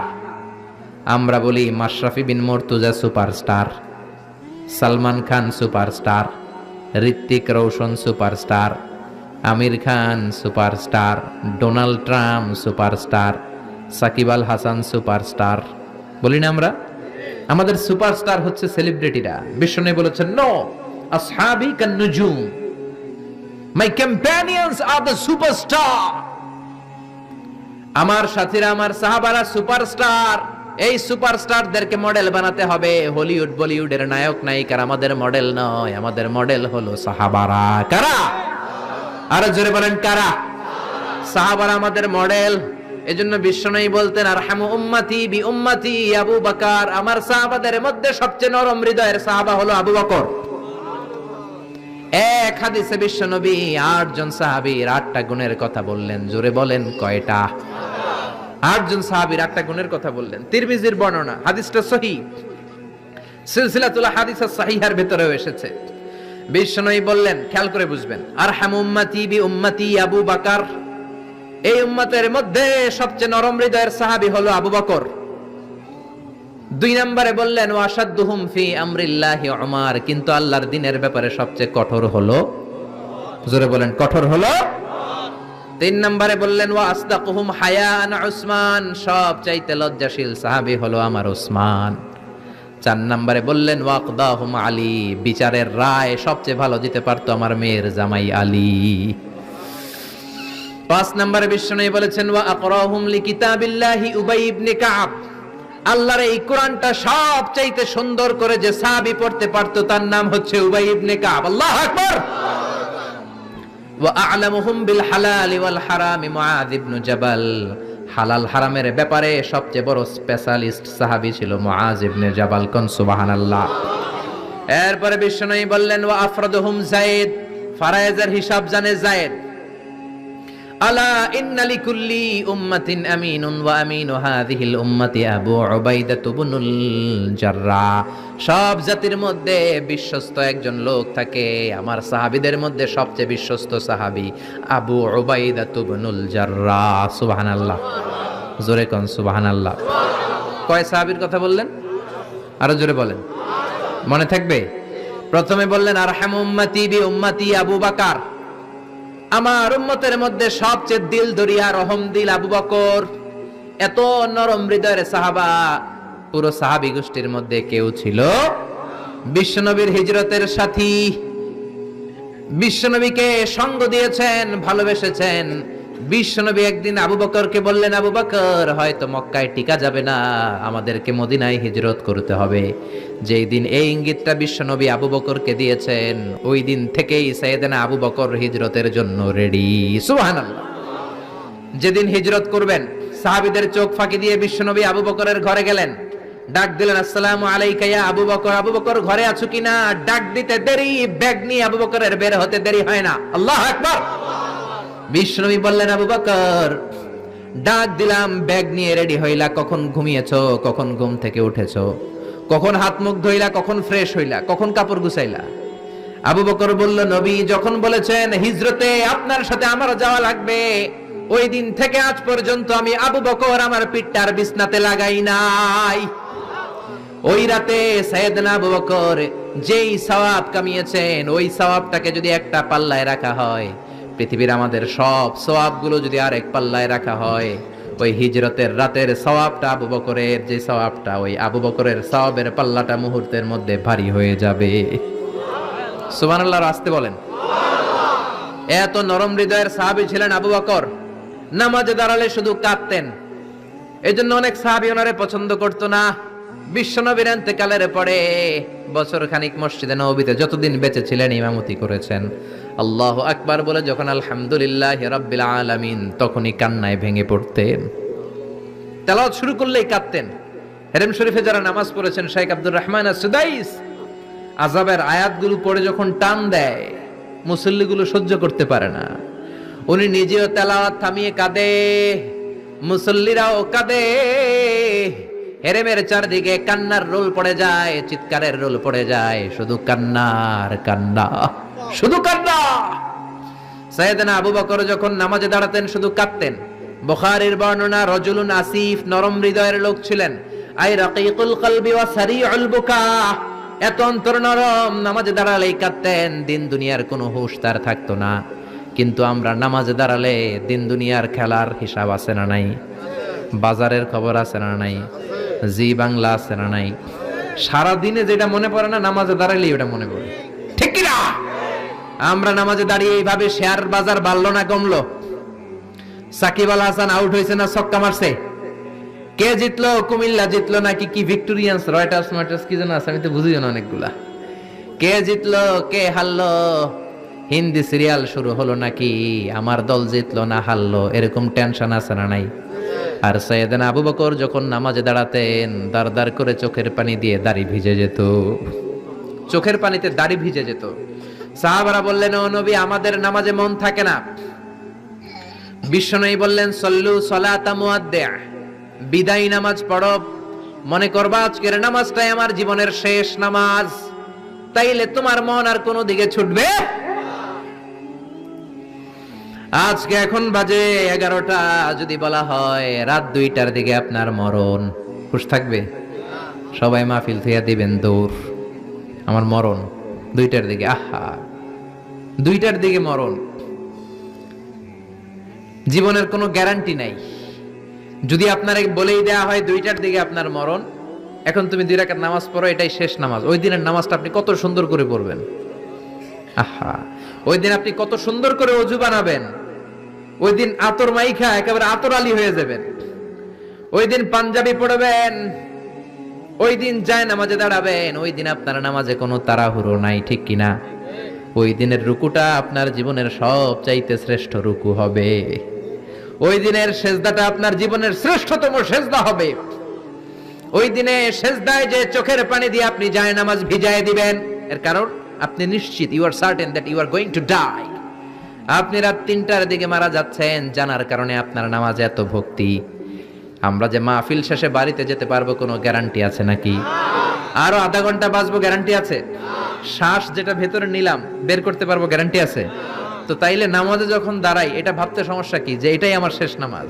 কারণ আমার তো কোনো গ্যারান্টি লেটার নাই। চিল্লায় বলেন ঠিক কি না? Perform the salah as if it's your last and final prayer.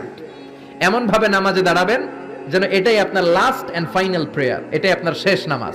এরপরে আর নামাজের সুযোগ হয়তো আমি নাও পেতে পারি, জোরে কোন ঠিক কি না? এই কথা যখন সাহাবারা শুনলেন আর নামাজে নড়েও না চড়েও না। মরুভূমির মাঝখানে যখন সাহাবারা দাঁড়াতেন, আকাশের পাখিগুলো খেজুর গাছ মনে করে সাহাবাদের মাথায় এসে বসে যেত। সুবহানাল্লাহ বাড়িতেছে? পাখিগুলো মনে করতো এগুলো মরুভূমির মাঝখানের খেজুর গাছ, মাথায় এসে বসে যেত। আর আমরা নামাজের মধ্যে দাঁড়ালে আমাদের কোনো খেয়াল থাকে না, আমাদের এদিকে সামনে ডানে বায়ে নজর যায়, ঘড়ির দিকে তাকায়, অনেকে আছে না নাই? নামাজের পর আবার এমনি তাকায়। হাদিসে এসেছে আপনার নজর যখন একবার নামাজ ছাড়া অন্যদিকে দেন, আল্লাহ বলে আকবিল, বান্দা ফিরে আয়। আবার যখন ডানে নজর দেন, আল্লাহ বলে ফিরে আয়। আবার যখন ইমাম সাহেবের দিকে এমনি তাকান, আল্লাহ কয় ফিরে আয়। 3বার নজর দেওয়ার পরে আবার যখন ডানে বায়ে নজর দেন, আল্লাহ বলে লা হাজাতা লি ইলা সলাতিক, তোর এই নামাজের কোনো দরকার আমি আল্লাহর নাই, এই নামাজের কোনো দরকার নাই। এজন্য সালাত পড়তে হবে আর অন্তরে ভয় থাকতে হবে কার? قد أفلح المؤمنون الذين هم في صلاتهم خاشعون। আবু বকর তাই করতেন, কানা রাজুল আসিফ, নামাজে দাঁড়ালে দরদর করে কেঁদে কেঁদে দাড়িগুলো ভিজায় দিতেন। আল্লাহু আকবার। এজন্য বিশ্বনবী বলতেন, আরহামু উম্মতি বি উম্মতি আবু বকর, আমার উম্মতের মধ্যে সবচেয়ে নরম হৃদয়ের হলো আবু বকর। 2 নম্বরে বিশ্বনবী বললেন, ওয়াশাদ্দুহুম ফি আমরিল্লাহি উমর, আর আল্লাহর দ্বীনের ব্যাপারে সবচেয়ে কঠোর সাহাবী হলো ওমর। সবচেয়ে কঠোর কে? এজন্য বিশ্বনবী বলতেন, আমার পরে নবী নাই, আমার পরে কোনো রাসূল নাই, তবে কেউ যদি নবী হতো আমার ওমর নবী হতো। লা নবিয়্যা বা'দি ওয়ালা রাসূলা, আমার পরে কোনো রাসূল নাই, কোনো নবী নাই, তবে লাউ কানা বা'দি নাবিয়্যুন লাকানা ওমর, যদি নবী হওয়ার যোগ্যতা কারো থেকে থাকে আমার ওমরের আছে। প্রভু তুমি বলেছ রাসূল দেবে না, বলনি দেবে না ওমর, বলনি দেবে না হামজা তারিক, খালিদ বিজয়ী সমর। প্রভু তুমি বলেছ রাসূল দেবে না। আল্লাহু আকবার। এই ওমরের মতো যদি লাঠির বাড়ি দেওয়া যেত, উনি নামাজেও লাঠি নিয়ে দাঁড়াতেন। আমাদের ইমাম সাহেবরা কেবলামুখী, আর পিছন থেকে একামত দেয়, আল্লাহু আকবার, আল্লাহু আকবার, আশহাদু আল্লা ইলাহা ইল্লাল্লাহ, আশহাদু আন্না মুহাম্মাদার রাসূলুল্লাহ হাইয়া আলাস সালাতি হাইয়া আলাল ফালাহ قد قامت الصلاة قد قامت الصلاة الله أكبر الله أكبر لا إله إلا الله الله أكبর সৌদি স্টাইলে একটু একামত শোনায় দিলাম। আমরা তো দুই বাক্যে বলি, আর এক বাক্যেই বলে।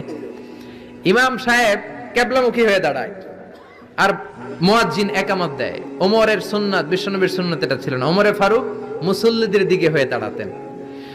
ওমরে ফারুকের হাতে থাকতো একটা লাঠি, যার কাতার বাঁকা, লাঠির দিয়ে পায়ের উপরে বাড়ি আছে না নাই? এইরকম বাড়ি মেরে মেরে যদি সোজা করা যেত, কাতারে গ্যাপ থাকতো না। বিশ্বনবী বলতেন ওয়াসাদুল খালাল, হাযু বাইনাল মানাকিবি ওয়াল আকদাম, এইটার সাথে ওইটা মিলাও। এই সাহাবী তার কাঁধের সাথে এই সাহাবীর কাঁধ মেলাতো, এই সাহাবীর কাঁধের সাথে এই সাহাবীর কাঁধ মেলাতো, এই সাহাবীর ডান পায়ের সাথে ওই সাহাবীর বাম পা, এই সাহাবীর বাম পায়ের সাথে ওই সাহাবীর ডান পা। বুনিয়ানুম মারসুস, সীসা ঢালা প্রাচীরের মতো।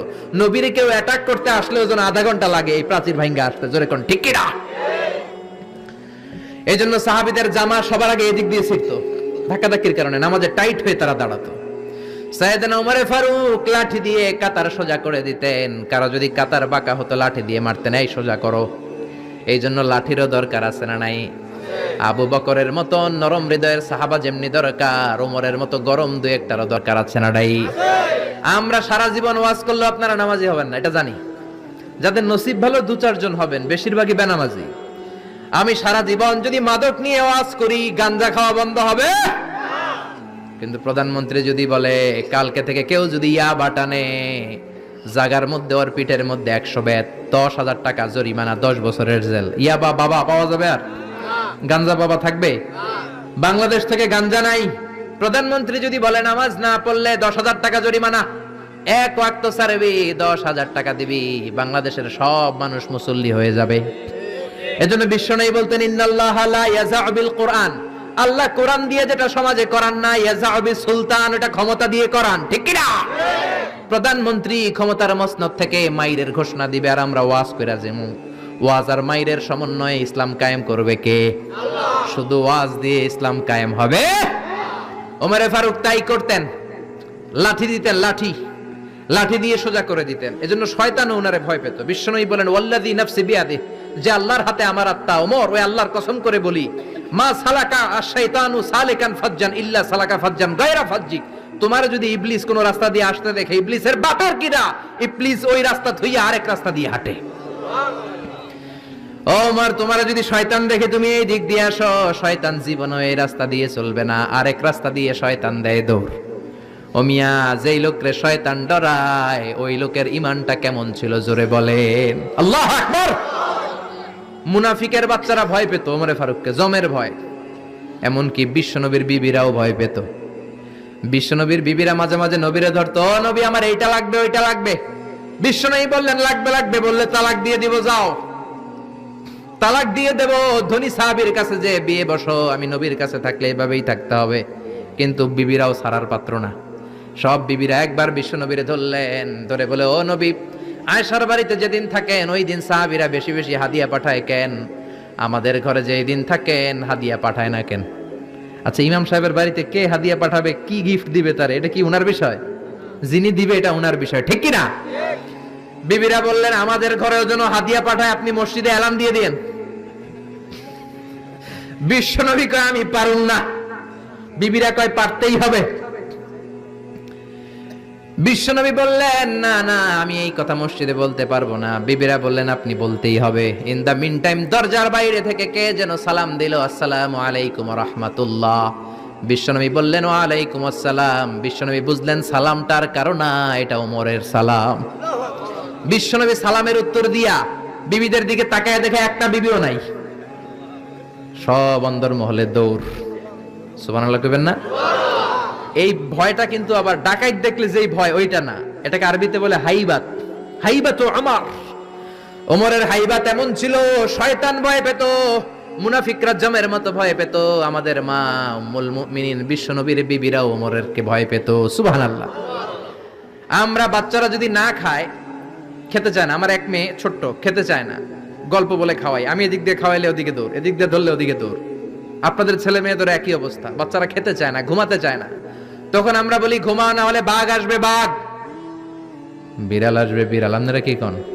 আরে ওরাতে হ্যাঁ বিলাই, বিলাই আইব, কুত্তা আইব। আমরা বলি কুকুর আসবে, বিড়াল আসবে, ঘুমাও ঘুমাও। বাচ্চারা তখন ভয়ে ঘুমায়। ওমর ফারুক যখন মদিনার গভর্নর, মদিনার প্রেসিডেন্ট, মদিনার মায়েরা বিড়াল আর বাঘের ভয়ে দেখাতো না। বাচ্চারা যখন মদিনাতে খেতে চাইতো না, ঘুমাতে চাইতো না, মদিনার মায়েরা বলতো তাড়াতাড়ি ঘুমাও, ওই যে ওমর আসতেছে, ওমর। চিৎকার করে পড়েন আল্লাহু আকবার। সবার জন্য সমান নীতি। 10 বছরে গোটা বিশ্বের অর্ধেক ক্যাপচার, পৃথিবীর অর্ধেকটা ক্যাপচার করলেন সৈয়দনা ওমর। নিজ হাতে পিটিয়ে নিজের ছেলেকে বেহুশ করেছেন। আরেক বর্ণনায় আছে পিটিয়ে ছেলেটাকে নিহত করেছেন। যদি বর্ণনাটা দাইফ, কিন্তু আমাদের জন্য শিক্ষা আছে বর্ণনায়। হঠাৎ একবার ঘরে ঢুকলেন। ওই ছেলের নাম ছিল আবু শাহমা, মূল নাম আব্দুর রহমান। ওনার বিখ্যাত যে ছেলে আব্দুল্লাহ ইবনে ওমর, উনি আরেকজন। আরেক ছেলে ছিল আব্দুর রহমান, মারুফুন বিআবি শাহমা, সবাই তার ডাকতো আবু শাহমা বলে। একদিন ঘরে ঢুকে দেখে মদের গন্ধ পাওয়া যায়। আবু শাহমারে বললেন, ইয়া আবা শাহমা আশারিবতা খামরান, মদ খাইছস? কয় না আব্বা, শারিবতু নাবিজান, নাবিজ খেয়েছি। খেয়াল রাখবেন, মদ হারাম, মদ খেলে আসিবেন, কিন্তু নাবিজ খাওয়া হালাল। নাবিজ হচ্ছে আরব দেশেরা খায়, সাদা দুধের মধ্যে রাতে শক্ত খুরমা যদি 5টা ফেলে রাখেন, সকালে ওইটা দেখবেন দুধের রং আর সাদা নাই, খুরমার রস টেনে দুধটা লাল হয়ে গেছে। এটা খেলে স্বাস্থ্যের জন্য আরব দেশে খুব ভালো, কিন্তু এটা রাতে ভিজাইলে সকালেই খাইতে হবে। এটা যদি 3 দিন রেখে দেন, 4 দিন রেখে দেন, এটা তারির মতো মদ হয়ে যাবে, মাতলামি হবে, খাওয়া যাবে না। ওমরের ছেলে ওই মজাটা নেয়ার জন্য 4 দিন ভিজায় রাখছে, তারপরে নাবিজ নামক মদ খেয়েছে।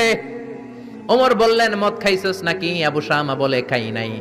ওমর বললেন, তাআলা এলে, এদিকে ইফতাহ ফামাক, মুখ খোলো। মুখ খোলার পরে গন্ধ নিয়ে দেখে নাবিজ মাখানো মদের গন্ধ পাওয়া যায়। কোনো কথা নাই, কলারটা ধরলেন, টানতে টানতে মসজিদে নববীর বারান্দার পিলারে নিয়ে বাঁধলেন।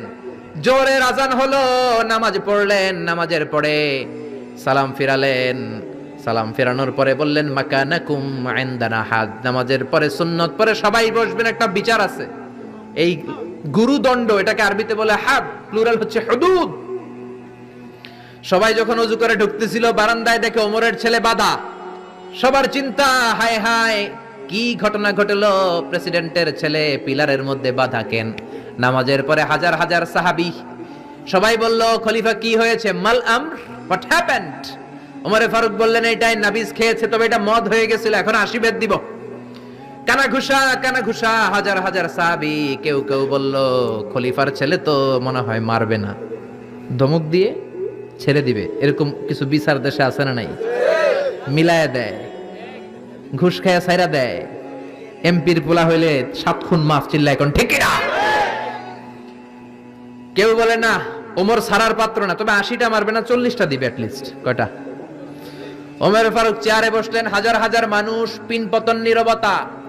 জল্লাদরে বললেন, হাতি জিলদ মিন বাইতুল মাল, বাইতুল মালের ঘর থেকে খেজুর গাছের চামড়া দিয়ে বানানো বড় সাইজের একটা চাবুক আন, সবচেয়ে বড়টা আনবি। সবচেয়ে বড়টা আনা হলো। এবার ওমরে ফারুক বললেন, ইবদা বিসমিল্লাহ, শুরু কর আল্লাহর নামে। সাইয়েদনা ওমর ফারুকের সামনে দাঁড়িয়ে জল্লাদ মারবে 80টা বাড়ি। মারতে শুরু করেছে, ওয়াহিদ, ইসনাই, তালাতা, 3 বাড়ি মারার পরে ওমরে ফারুক জল্লাদকে দিলেন এক থাপ্পড়। 3 হাত দূরে যে পড়লো জল্লাদ। জল্লাদের হাত থেকে চাবুক তুলে ধমক দিলেন, তুই কি চাবুক মারোস নাকি চাকরি বাঁচাস?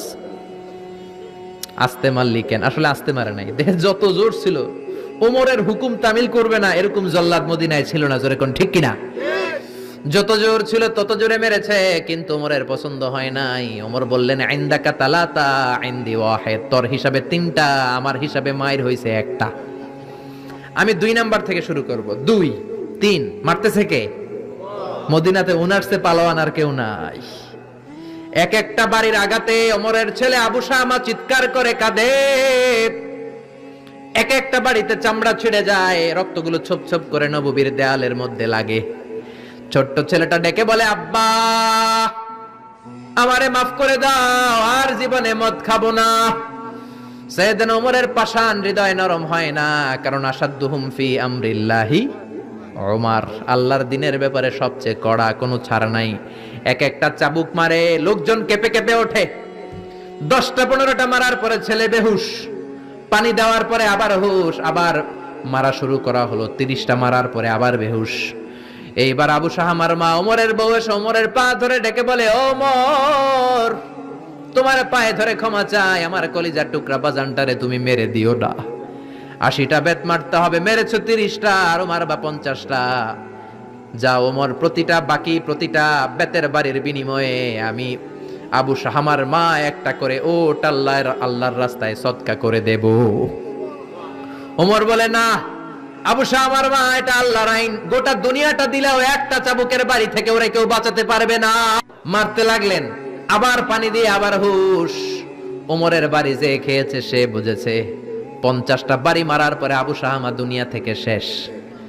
রাগে ওমর গড়গড় করছেন, বললেন, এই বেয়াদবটারে গোসল করা, জানাজা দে, কবর দে। কবর দেওয়ার পরে কবরের উপরে মারা শুরু করছে। 51, 52, 53, 80টা চাবুক মারার পরে আল্লাহরে ডেকে বলে, আল্লাহ, আমার ছেলে হওয়ার কারণে কোনো পার্সিয়ালিটি করি নাই, বিচারে 2 নাম্বারই করি নাই। 80টা গুনে গুনে বেত মেরেছি, দেহে যত শক্তি ছিল ততগুলো মেরেছি। কিয়ামতের ময়দানে জালিম ওমর বলে তুমি কিন্তু আমার ডাকতে পারবা না আল্লাহ, জালিমদের কাতারে আমারে উঠাতে পারবা না, আমারে জালিম বলতে পারবা না।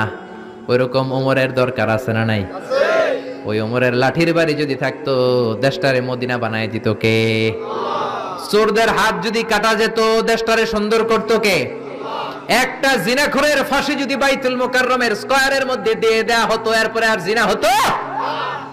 একটার ফাঁসি হয়ে গেলে আর তনুর মতো কোন নারীকে ধর্ষিতা হওয়া লাগতো না, খাদিজার মতো কোন মেয়েকে কেউ কোবানোর সাহস পেত না। জোরে বলেন ঠিক কিনা? একটা চোরের হাত জুমার নামাজের পরে বাইতুল মুকাররমের স্কয়ারের সামনে যদি কেটে দেয়া হয়, আর কোন চোর পাওয়া যাবে নাকি? জোরে বলেন। তবে আমচোর, জামচোর, কলাচোর ওই চোর না, যেই চোরগুলো বড় বড় জিনিস চুরি করে, ব্যাংক চুরি করে, দেশের টাকা চুরি করে, এক কলমের খোঁচায় 1000 কোটি টাকা চুরি করে, ওই চোরদের হাত কাটতে হবে। শেয়ার বাজার খায়া ফেলায়, হলমার্ক খায়া ফেলায়, দেশের টাকা খায়া ফেলায়, সুইজারল্যান্ডে সব টাকা পাঠায়, এরকম বড় বড় চোর আছে না নাই? ইসলামী বিচার যদি শুরু হয়, আগে বড় চোরদের বিচার দিয়ে শুরু হবে। চিল্লায় বলেন ঠিক কিনা? এজন্য বিশ্বনবী বলতেন, আসাদ্দুহুম ফি আমরিল্লাহি ওমর, আল্লাহর বিধান বাস্তবায়নে সবচেয়ে কঠোর ছিল ওমর। এক নারী এসে বলল, ওমরে ফারুক, আমার স্বামী আমারে তালাক দিয়েছে 100টা। কয়টা? শুনতেছেন? একটু জিমাই গেলেন মনে হয়। আমার স্বামী আমাকে 100 তালাক দিয়েছে। কয় তালাক? আসলে দিতে হবে কয় তালাক? তাও একটা একটা করে, ঠিক কিনা? ওমরে ফারুক ডেকে আনলেন, স্বামীরাও আনলেন, বউরে আনলেন। ও স্বামী, কয় তালাক দিছো? কয় 100টা দিছি। ওমরে ফারুক বললেন, তালাক হচ্ছে মিন শাআইরিল্লাহ, এটা আল্লাহর নিদর্শন। আল্লাহর নিদর্শন নিয়ে ফাজলামি করার অনুমতি তোরে দিছে কে? 3 তালাকে তোর বউ তালাক, বাকি 97 তালাক তোর পিঠের উপরে পড়বে। সুবহানাল্লাহ। বাড়িতে যে বউরে 100 তালাক দিছে এক ডাকায়, ওমর ফারুক বললেন 3 তালাকে তোর বউ তালাক, বাকি 97 তালাক তোর পিঠে। এজন্য লাঠির দরকার আছে না নাই? ওমর ফারুক জোহরের নামাজের ইমামতি করলেন। নামাজের পরে দেখলেন একদল লোক গোল হয়ে বসে জিকির করে। আসরের পরেও দেখলেন গোল হয়ে জিকির করে। মাগরিবের পরে দেখলেন সব লোক কাজে চলে যায়, ওই একদল লোক জিকির করে। ওমরে ফারুক বললেন, মান আনতুম, তোমরা কারা? কয়, নাহনু আল মুতাওয়াক্কিলুনা আলাল্লাহ, আমরা আল্লাহর উপর তাওয়াক্কুলকারী। তো কাজবাজ নাই, খালি জিকির করো। খাও দাও কিভাবে? কয়, আমাদের জিকির দেখে লোকজন খানা দিয়া যায়। ওমরে ফারুক বললেন, তাহলে তো তোমরা মুতাওয়াক্কিলুনা আলাল্লাহ নও, তোমরা হচ্ছে আল মুতাওয়াক্কিলুন বা'দুকুম আলা বা'দ, একে অপরের উপর তাওয়াক্কুলকারী। যারা তোমাদের জন্য রুটি নিয়ে আসছে এদের উপর তাওয়াক্কুলকারী। কে বলেছে নামাজের পরে বসতে? ফাইদা কুদিয়াস সালাতু ফান্তাশিরু ফিল আরদ ওয়াবতাগু মিন ফাদলিল্লাহ। নামাজ শেষ তো বের হয়ে যাও। ছাত্র যাবে স্কুলে, জনপ্রতিনিধি যাবে, মেম্বার অফ দ্য পার্লামেন্ট যাবে পার্লামেন্টে, শিক্ষক যাবে কলেজে, যারা ব্যবসায়ী তারা যাবে বাজারে। তোমরা কোনো কাজ করো না, বসে থাকো কেন? খবরদার, আজকের নামাজের পরে যদি কোনো নামাজের পরে যদি গোল হয়ে বসে থাকতে দেখি, পিটাইয়া মসজিদে নববী থেকে বের করে দেব। কাজ করতে যা, এলাকায় যে কাজ কর, বিবি বাচ্চার খবর নে, চিল্লা এখন ঠিক কি না? ছাড় দেন নাই, পিটাইয়া মসজিদ থেকে বের করে দিয়েছেন। আল্লাহু আকবার। এজন্য বিশ্বনবী বলেছেন, আরহাম উম্মতি বি উম্মতি আবু বকর। সাহাবীদের মধ্যে সবচেয়ে কোমল হৃদয়ের অধিকারী কে ছিল? আর সবচেয়ে কঠোর কে ছিল? 3 নম্বরে বিশ্বনবী বললেন, ওয়াসদাকুহুম হায়ান উসমান। সবচেয়ে লজ্জাশীল সাহাবী উসমান। নারীরাও এত লজ্জাশীল ছিল না সাইয়েদনা উসমান যতটা লজ্জাশীল ছিল। এখন আমাদের সমাজে লজ্জা শরমের বালাই নাই। কি করে আমরা বেশরম হব, বেলাল্লাপনা, অশ্লীলতা কি করে ছড়াবো, এগুলোর ট্রেনিং সেন্টার আমাদের ঘর। জি বাংলায় আমাদেরকে ট্রেনিং দেয়া হয়, শাড়িটা কেমনে পরলে শরীর বেশি দেখা যায়, পেট খালি, পিঠ খালি, কপালের উপর এক নক্তা আছে না নাই? জোরে কোন? কপাল পোড়া। প্রতিদিন আমরা ট্রেনিং প্রাপ্ত, প্রতিদিন জি বাংলা স্টার জলসায় শাশুড়ি আর বউয়ের মধ্যে কেমনে গিরিঙ্গি লাগানো যায়। আচ্ছা রে, বিশ্বনবী বললেন, ইদা লাম তাস্তাহি ফাসনা মা শিতা। যদি শরম না থাকে, তোর যা মন চায় তাই করতে পারবি। এই জন্য আল হায়াউ শু'বাতুম মিনাল ঈমান। লজ্জা হলো ঈমানের অঙ্গ, যার লজ্জা নাই তার ঈমান নাই। এজন্য লজ্জা শরমের দরকার আছে না নাই? বিশ্বনবী ছোট্টবেলা থেকেই লজ্জাশীল ছিলেন। বিশ্বনবীর দুধমা হালিমা, তিনি বলেন, 2 বছর মুহাম্মদ আমার দুধ খেলো, 5 বছর ছেলেটারে আমি পাললাম, 5 বছর লালন পালন করেছি। 5 বছরের মধ্যে শিশু মুহাম্মদকে আমি কোনোদিন কাঁদতে দেখি নাই। ব্যথা পেলেও মুহাম্মদ কাঁদে না, ক্ষুধা লাগলেও মুহাম্মদ কাঁদে না। শুধু লজ্জাস্থানের জায়গা থেকে কাপড়টা একটু সরে গেলে শিশু মুহাম্মদ কেঁদে দেয়। ছোট্ট বাচ্চা ব্যথা পায়, কাঁদে না। বিশ্বনবী কাঁদতেন না, ক্ষুধা লাগলে কাঁদতো না, লজ্জাস্থান থেকে কাপড় সরলেই কাঁদতো। বিশ্বনবীর বয়স 7 কিংবা 8।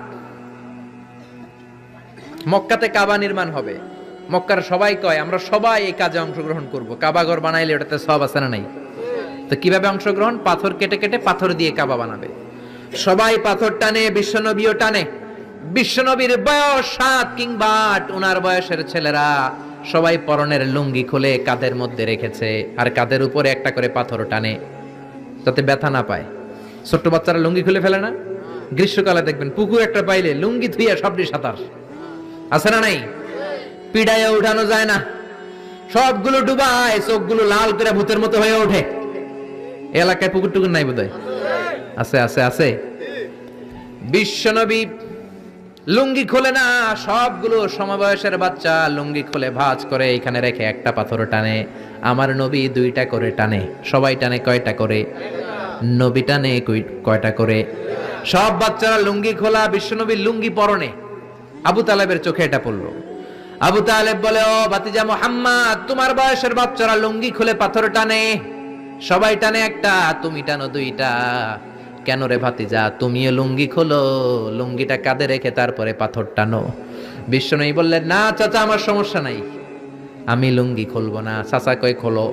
আমরা অনেক বাচ্চাদেরকে বলি, আরে তুই ছোট মানুষ, খোল বেটা, খোল খোল খোল, কিচ্ছু হবে না, বলি না? কখনো এগুলো বলবেন না। ও ছোট্ট হলে ওর একটা প্রেস্টিজ আছে না নাই? ওর একটা আত্মসম্ভ্রম বোধ আছে না নাই? এখনো যদি লুঙ্গি খোলা শিখান, অশ্লীলতা শিখান, তাহলে এই ছেলেগুলো হবে ডাকাত, এগুলোই হবে বাংলা ভাই, ইংরেজি ভাই, অঙ্ক ভাই, এগুলো হবে পিচ্চি হান্নান, এরশাদ শিকদার, কালা জাহাঙ্গীর, লতিফ সিদ্দিকীর মতো মন্ত্রী। ঠিক, আরো আসতে বলেন। এখন থেকে যদি লাজুকতা শিখান, ভদ্রতা শিখান, কোরআন শিখান, তাহলে এই ছেলেগুলো বড় আলেম হবে, মুফাসসিরে কোরআন হবে। এই ছেলেগুলো হাফেজ জাকারিয়ার মতো হবে, ফজলে রাব্বি আদলের মতো হবে, বড় বড় ইমাম হবে, মুফাসসির হবে। চিল্লায়া বলেন ঠিক কিনা? চাচা বলে, মোহাম্মদ লুঙ্গি খোলো। আরে ছোট মানুষ খোলো। বিশ্বনবী বলে, না, আমি ছোট হতে পারি কিন্তু লুঙ্গি খুলবো না, আমার কোনো সমস্যা নাই। চাচাকে, আরে খোলো মিয়া, বলে লুঙ্গির গোছা ধরে টান দিছে। টান দিতে দেরি, মুহূর্তের মধ্যে বিশ্বনবী বেহুশ হয়ে জমিনে পড়ে যায়। বিশ্বনবীর জীবদ্দশায় পৃথিবীর কোন মানুষ বিশ্বনবীর লজ্জাস্থান দেখে? জোরে বলেন, দেখে? এজন্য খবরদার, তোমার বোনের পেট পিঠ খালি থাকতে পারবে না, কপালে এক নোক্তা থাকতে পারবে। তোমার বোন বললেই তুমি তারে পাখি ড্রেস কিনে দিতে পারবা না, লেহেঙ্গা 2 পিস 3 পিস কিনে দিতে পারবা না। তুমি যদি এগুলো আদরের বোনকে কিনে দাও, আল্লাহর সুপ্রিম কোর্টের কাঠ গড়াতে তোমারও আসামি করে দাঁড় করাবে কে? বাবা খবরদার, মেয়েদের সব আবদার পূরণ করবেন না। হেজাব পরানো শিখান, বোরকা পরানো শিখান। একটা মেয়ে যখন বোরকা পরে রাস্তায় বের হয়, মনে হয় জান্নাতের হুর দুনিয়ায় এসেছে। একটা মেয়ের সৌন্দর্য তো হেজাবে, সৌন্দর্য তো বোরকার ভেতরে, সৌন্দর্য তো পর্দার ভেতরে। চিল্লা এখন ঠিক কিনা? আবার কিছু নানি আছে বয়স 90, উনি হাত মোজা পা মোজা, আর সাথে 16 বছরের 18 বয়সের নাতনিরে নিয়ে বের হইছে। এমন দৃশ্য এলাকার সব পোলারা পিছনে পিছনে লাইন ধরে আছে না নাই? মায়ের বয়স 60, হাত মোজা পা মোজা। আপনি হাত মোজা পরছেন কেন? আপনি তো অল্প কাপড় পরে বেরোলেও কোনো সমস্যা নাই। আপনি তো এক্সপায়ার্ড, আপনার ডেট এক্সপায়ার্ড, ঠিক কিনা? আপনার দিকে তাকাবে না সুন্দরী সুরুষী অষ্টাদশী মায়াবিনী কাজল কালো চোখ মেঘ কালো কেশ, আপনার ওই নাতনির দিকে লুলুপ দৃষ্টি দিয়ে বখাটে গুলো তাকাবে, ঠিক কিনা? এজন্য খবরদার, মেয়েদেরকে পর্দা শিখান, মেয়েদেরকে ভদ্রতা শিখান, মেয়েদেরকে ইসলাম শিখান। ফ্যামিলিটারে জান্নাত বানায় দিতে পারে কে? এজন্য বিশ্বনবী বললেন ওয়াসদাকুহুম হায়াআন উসমান, সবচাইতে লজ্জাশীল সাহাবী ছিল কে? মনে থাকবে নি? ওসমান নামটা সুন্দর না? ছেলে পেলে হইলে এগুলো রাখেন, রাখবেন তো? কি রাখবেন? কি অদ্ভুত অদ্ভুত নাম রাখে। এক লোক অনেকদিন পরে ভাতিজারে দেখতে আসছে বাসায়, ঢাকাতে, গ্রামের সবজি টবজি নিয়ে গেছে। তো ভাতিজারা বলে, ভাতিজা তোমার নাকি এক ছেলে এক মেয়ে? বলে জি চাচা, দোয়া করবেন, এক ছেলে এক মেয়ে, একটু ডাকো তোমার ছেলে আর মেয়েরে। ভাতিজা ডাক দিছে ব্রাশ ফায়ার, ব্রাশ ফায়ার শুই না চাচা দিছে দৌড়। ভাতিজাও পিছন থেকে দৌড়ায়, চাচাও দৌড়ায়। ভাতিজা কয় দাঁড়ান চাচা, চাচা কয় আমার বয়স 80 হয়েছে রে ভাতিজা, আমারে তুই ব্রাশ ফায়ার করিস না। ভাতিজা কয় চাচা এটা ওই ব্রাশ ফায়ার না, ছেলের নাম ব্রাশ, মেয়ের নাম ফায়ার। আছে না নাই? কিয়ামতের দিন আল্লাহ ইউদআউনা ইয়াউমাল কিয়ামাতি বিআসমাইকুম ওয়া বিআসমাই আবাইকুম, কিয়ামতের দিন আল্লাহ তোমাদের নাম ধরে, তোমাদের বাবাদের নাম ধরে ডাকবে। ফাহসিনু আসমাআকুম, তোমাদের নামগুলো সুন্দর করে রেখো। সুবহানাল্লাহ। রাখবেন, ওসমান নামটা রাখবেন তো? ছেলে হইলে রাখবেন, রাখবেন। এরপরে বিশ্বনবী বলেছেন ওয়াকদাহুম আলী, সবচেয়ে ভালো বিচারের রায় দিতে পারতো আমার মেয়ের জামাই আলী। বিচারের রায় হবে একটা কিতাব দিয়ে, কিতাবটার নাম কি? আপনাদের উচ্চ আদালত আর নিম্ন আদালতে তো এই কিতাব দিয়ে রায় হয় না? হাইকোর্ট সুপ্রিম কোর্টে এটা দিয়ে রায় হয় নাকি? এই কোরআনটা দিয়ে যদি সব বিচারের রায় হতো, কেউ মাজলুম হতো না। কোরআন দিয়ে রায় হলে ওই রায়ে কোনো স্কাইপি কেলেঙ্কারি থাকে? কোরআন দিয়ে রায় হলে ঘুষ খাওয়ার সুযোগ থাকে? কোরআন দিয়ে রায় হলে এক দলের কথা শুনে আরেক দলের উপর কোনো জুলুম করার সুযোগ থাকে? এজন্য রায় দিতে হবে কি দিয়ে? আমাল্লাম ইয়াহকুম বিমা আনজালাল্লাহু ফাউলাইকা হুমুল কাফিরুন। সুবহানাল্লাহ। আল্লাহ 3 বার বললেন কোরআন দিয়ে যে রায় দেয় না, বিচারের রায় যারা কোরআন দিয়ে ঘোষণা করে না, এক জায়গায় বললেন জালেম, এক জায়গায় কাফের, এক জায়গায় ফাসিক। এজন্য কোরআন দিয়ে বিচারের রায় হওয়ার দরকার আছে না নাই? কোরআনকে সংসদে পাঠানোর দরকার আছে না নাই? এমনি এমনি হেঁটে চলে যাবে কোরআন সংসদে নাকি পাঠাইতে হবে? ভালো নেতা বানাইতে হবে, যারা কোরআন মানে, যারা কোরআনের পক্ষে, এরকম নেতা বানানোর দরকার আছে না নাই? এজন্য বিশ্বনবী বলেছেন মান ক্বালা বিহি সাদাকা, কোরআন দিয়ে যে কথা বলে তার কথা সত্য কথা নাকি মিথ্যা? ওয়া মান আমিলা বিহি উজরা, কোরআন দিয়ে আমল করলে আমলনামায় সওয়াব আছে না নাই? বেশি না কম? ওমান হাকামা বিহি আদালা, কোরআন দিয়ে যে বিচারের রায় দেয় ওইটাই সবচেয়ে সেরা বিচার, ঠিক কি না? আল্লাহ দেশে কোরআনের বিচার কায়েম করুক, পড়ে না আমিন। 5 নম্বরে বিশ্বনবী বললেন ওয়া আকরাহুম উবাই ইবনে কাব, সাহাবীদের মধ্যে সবচাইতে সুন্দর তেলাওয়াত করতে পারতেন, তাজবিদের সাথে সবচাইতে সুন্দর তেলাওয়াত করতে পারতেন উবাই ইবনে কাব। কি নাম? এগুলো জানেই না, জানতেও চায় না, খালি নাম মুখস্থ করে। সালমান খান, শাহরুখ খান, অমুক খান, তমুক খান। পড়েন উবাই ইবনে কাব। উনি ছিলেন সবচেয়ে বড় কারি। বিশ্বনবী কিন্তু তারাবির সালাত এইভাবে পড়তেন না, কিয়ামুল লাইল করতেন। রাতের সালাত সবসময় 8 রাকাতের বেশি বিশ্বনবীর ছিল না। ওমরে ফারুকের সময় উনি এই উবাই ইবনে কাবের নেতৃত্বে মসজিদে নববীতে 20 রাকাত তারাবি চালু করে দিলেন। সুবহানাল্লাহ। বাড়িতে যে কার নেতৃত্বে? উবাই ইবনে কাবের নেতৃত্বে। আর বললেন নি'মাল বিদআতু হাযিহি, কত সুন্দর একটা বেদাত চালু করে দিলাম। উনাদের বেদাত চালু করার অথরিটি ছিল, কারণ তারাই ছিলেন দ্বীনের ধারক এবং বাহক। চিল্লায় এখন ঠিক কি না? কেমন করে উনি কোরআন পড়তেন? বিশ্বনবী একদিন উবাইকে বললেন, ও উবাই, ইন্নাল্লাহা আমারানি আন আকরা আলাইকা ইয়া উবাই, আল্লাহ আমাকে আদেশ করেছেন যেন আমি নবী নিজে তোমার কাছে যে কোরআন শোনাই। কল্পনা করতে পারেন, বিশ্বনবীর উপর কোরআন নাজিল হয়, আর বিশ্বনবীরে বলা হলো, আল্লাহ বিশ্বনবীরে বললেন, ও নবী আপনি উবাইয়ের কাছে যে কোরআন শোনাবেন। এই কথা শুনে উবাই সহ্য করতে পারে নাই, চিৎকার দিয়ে বলেন, নবী আসাম্মানি, আসলে কি আমার নামটা ধরে আল্লাহ বলছে যে আমার কাছে এসে কোরআন শোনাতে? বিশ্বনবী বললেন, বালা, হ্যাঁ তোমার নামটাই আল্লাহ ধরে বলেছে। উবাই চিৎকার দিয়ে কেঁদে কেঁদে বললেন, ও নবী এই কোন কথা আপনি আমার শোনালেন? আপনার উপর কোরআন নাজিল হয় আর আপনি এসে আমার কাছে কোরআন শোনাবেন? এটা ছিল বিশ্বনবীর অভ্যাস। সাহাবীদের কাছে উনি কোরআন শোনাতেন, আবার সাহাবীর কাছ থেকে নিজে শুনতেন। এজন্য বাবা ছেলের কাছে শোনাবেন, বলেন, ও ছেলে, ও আমার কলিজার টুকরা বাজান, দেখ তো আমি সূরা ৩ তেলাওয়াত করি, আমারটা হয় কিনা। আবার ছেলেরে বলবেন, ও বাবা তুমি একটু সূরাতুদ দুহা তেলাওয়াত করে শোনাও। শান্তি আর কি লাগে?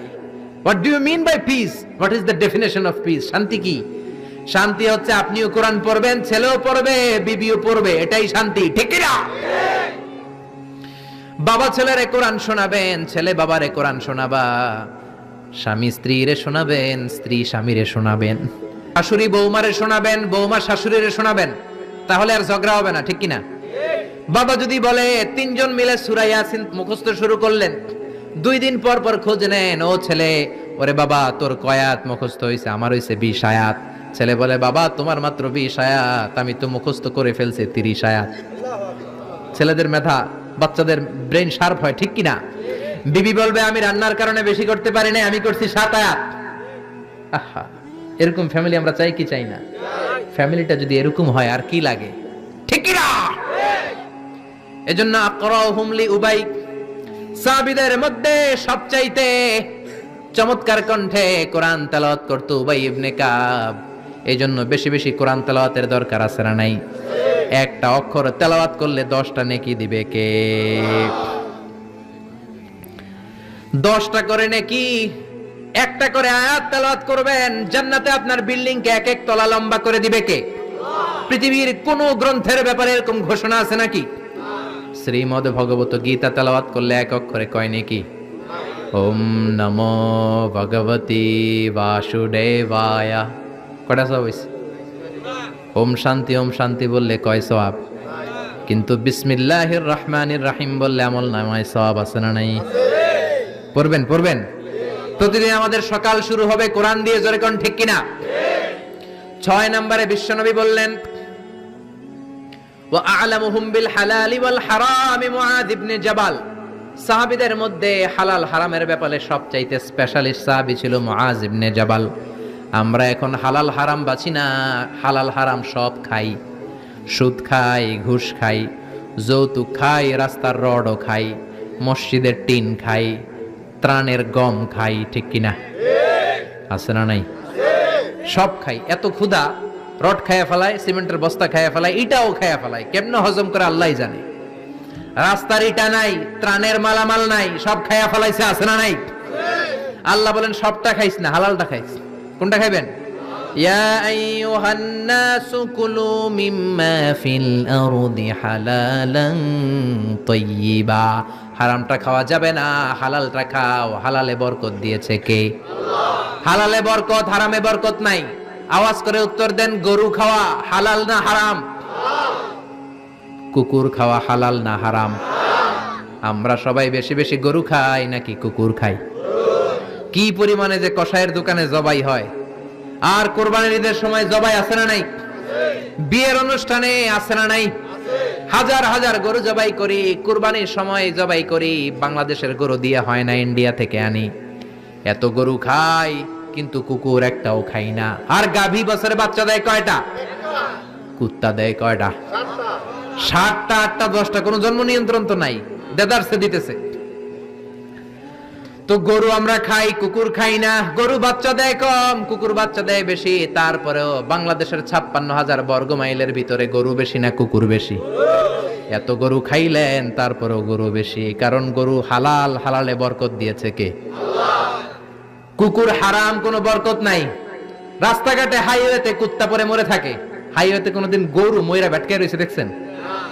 হালাল, খালি বরকত। আল্লাহু আকবার। এজন্য হালাল খাবেন, হালাল পরবেন। ইউর ফুড শুড বি হালাল, ইউর ড্রিঙ্কস শুড বি হালাল, your dress up should be হালাল, ইউর এন্টারটেইনমেন্ট শুড বি হালাল। চিল্লা এখন ঠিক কিনা? সব আপনার হালাল হতে হবে, কারণ ইন্নাল্লাহা তাইয়্যিব লা ইয়াকবালু ইল্লা তাইয়্যিবা। আল্লাহ নিজে পবিত্র, পবিত্র ছাড়া কিছু আল্লাহ কবুল করে না। হালাল খাওয়ার পরে যে দেহটা আপনি বানালেন, ওই দেহটারে জাহান্নামে ঢুকাবে কে? হারাম দিয়ে আপনি যত দান খয়রাত করেন কবুল হবে? হারাম টাকা দিয়ে যাকাত দিলে কবুল হবে না, মাদ্রাসা বানালে কবুল হবে না। হারাম টাকা দিয়ে, ঘুষের টাকা দিয়ে অনেকে প্রতি বছর হজ করে হাজি টাইটেল লাগায়। আপনি হাজি লাগাতে পারেন, মাগার কবুল হবে? কারণ আল্লাহর নীতি তো একটা, ইন্নাল্লাহা তাইয়্যিব লা ইয়াকবালু ইল্লা তাইয়্যিবা।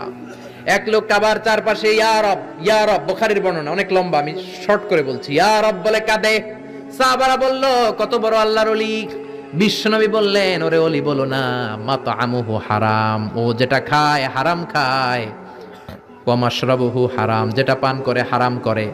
মালবাসুহু হারাম, ড্রেস আপ হারাম, গদিয়া বিল হারাম, সব হারাম। ফাআন্না ইউস্তাজাবু লাহ, কেমন করে ওর দোয়া কবুল হবে? হারাম দিয়ে যদি আপনি দান করেন, মসজিদ মাদ্রাসা লঙ্গরখানা করেন, কবুল হবে না। আর হালাল থেকে প্রতিদিন যদি 1 পয়সাও দান করেন, এটাকে উহুদ পাহাড়ের সমান সওয়াব বানায়া দিবে কে? হালাল হারাম বেঁচে চলবেন তো, নাকি দেদারসে রড, বিল্ডিং, টাকা পয়সা সব খাইবেন? সরকারি চাকরি যারা করেন, বিনয়ের সাথে তাদেরকে বলি, আল্লাহরে ভয় পান। অল্প খাবেন, অল্প পড়বেন, বরকত দিবে কে? রিকশাওয়ালার সারা মাসে টাকা হয় 5,000 7,000, বাচ্চাও অনেক বেশি, ঠিক কিনা? 7টা 5টা বাচ্চা সারা মাস খাওয়ার পরে তারপর ওর 500-600 টাকা থাকে পকেটে।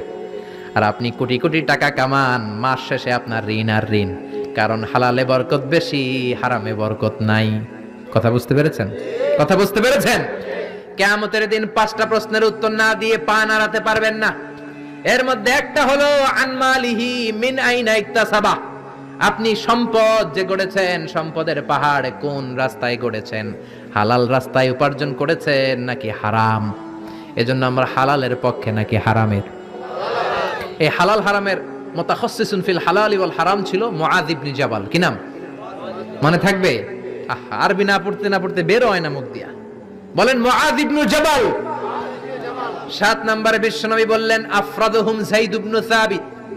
ফারায়েজের নীতিমালা সবচেয়ে ভালো জানে আমার যায়েদ।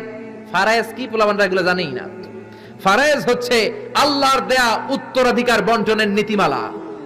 দুনিয়ার সব বাবাদেরকে আল্লাহ ডেকে বললেন ইউসিকুমুল্লাহু ফি আওলাদিকুম লিযযাকারি মিসলু হাযযিল উনসায়াইন। আল্লাহর দেয়া নীতিমালা হলো, ও বাবারা, ছেলেরে যদ্দুর দিবা, মেয়েরে অর্ধেক দিবা। কার কথা? নাকি আজারি সাহেবের কথা? কে বলেছেন? কে বলেছেন? আল্লাহর দেয়া বিধান। দুনিয়ার বাবারা ছেলেরে যা দিবেন, মেয়ের অর্ধেক। এদিকে বাবা আছে না নাই? বয়স্ক বাবারা আছে না নাই? খবরদার, কিয়ামতের দিন আপনারও কাঠগড়ায় দাঁড়াতে হবে, ঠিক কিনা? ছেলেরে যদি 2 লাখ দেন, মেয়েরে দিবেন? ছেলেরে 10 কানি দিলে মেয়েরে, ছেলেরে 4টা বাড়ি দিলে মেয়েরে। অনেক মা আছে ছেলের পাতে মুরগির রান দেয়, মাইয়ার পাতে মুরগির ঠ্যাং দেয়, মুরগির গিলা দেয়, মুরগির পুস্তি দেয়। কি কোন আপনারা? গিলা পুস্তি কোন?